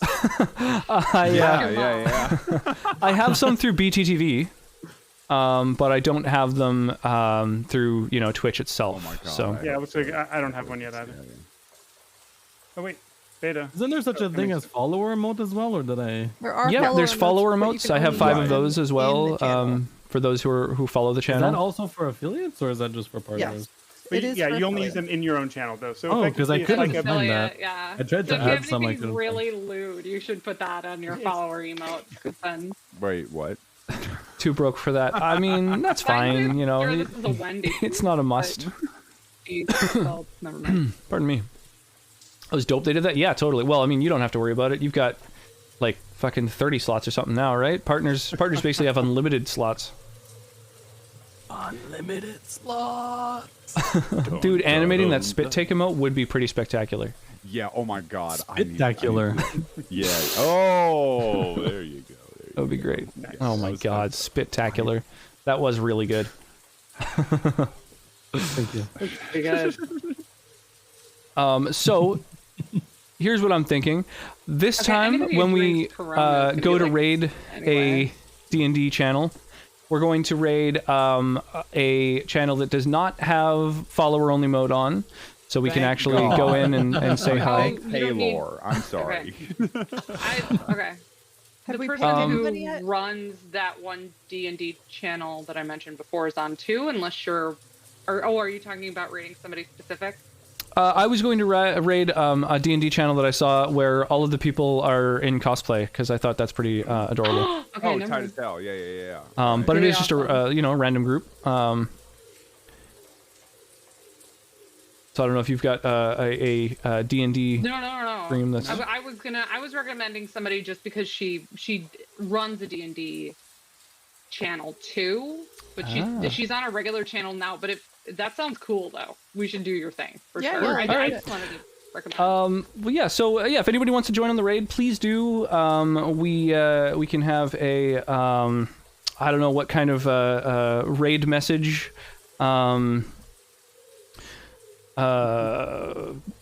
We could do something to do with Strahd perhaps, or yeah. See you later, Girk. Thank you so much for the sub, by the way. I really do appreciate that. And Liza, how's it going?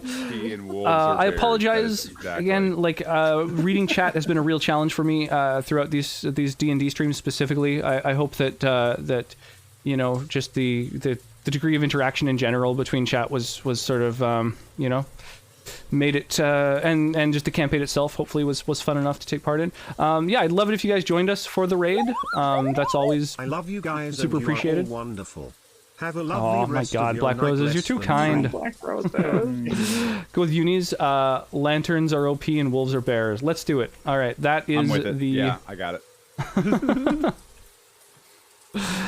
I'm gonna even add a happy little rock emote on the end of it, and slash me so that it's colorful. Well, I guess it's only colorful for people who have FFC. Anyway, click start raid, and yeah, if you guys want to see the next session, how does next Sunday not work for anyone here? Oh, I'd love it. It's fine. Yeah. I'd love it. Okay, so far. We're good? Okay. So I think next Sunday will be our next session. And then it's probably going to be sometime in January when the next one happens. So hopefully... You gotta get that fixed before the holidays. Yeah. Hopefully I will see you guys throughout the week in all of these lovely people's channels, and perhaps even in mine. Yeah, be awesome, sleep well, stay hydrated. Yes, I'm quite. Bye, everyone. And yeah. I do declare, my dear Rocks, you are looking fetching today. It's just Oh an my! absolute pleasure. Oh, I do declare. When did everyone become a Southern gentleman? I have always been my young lady. I mean, my God. Oh my! Would you prefer that I was a gentleman with an arm up his ass? All right, I will see you guys next time. Sleep well, stay hydrated, and yeah, I'll catch you later.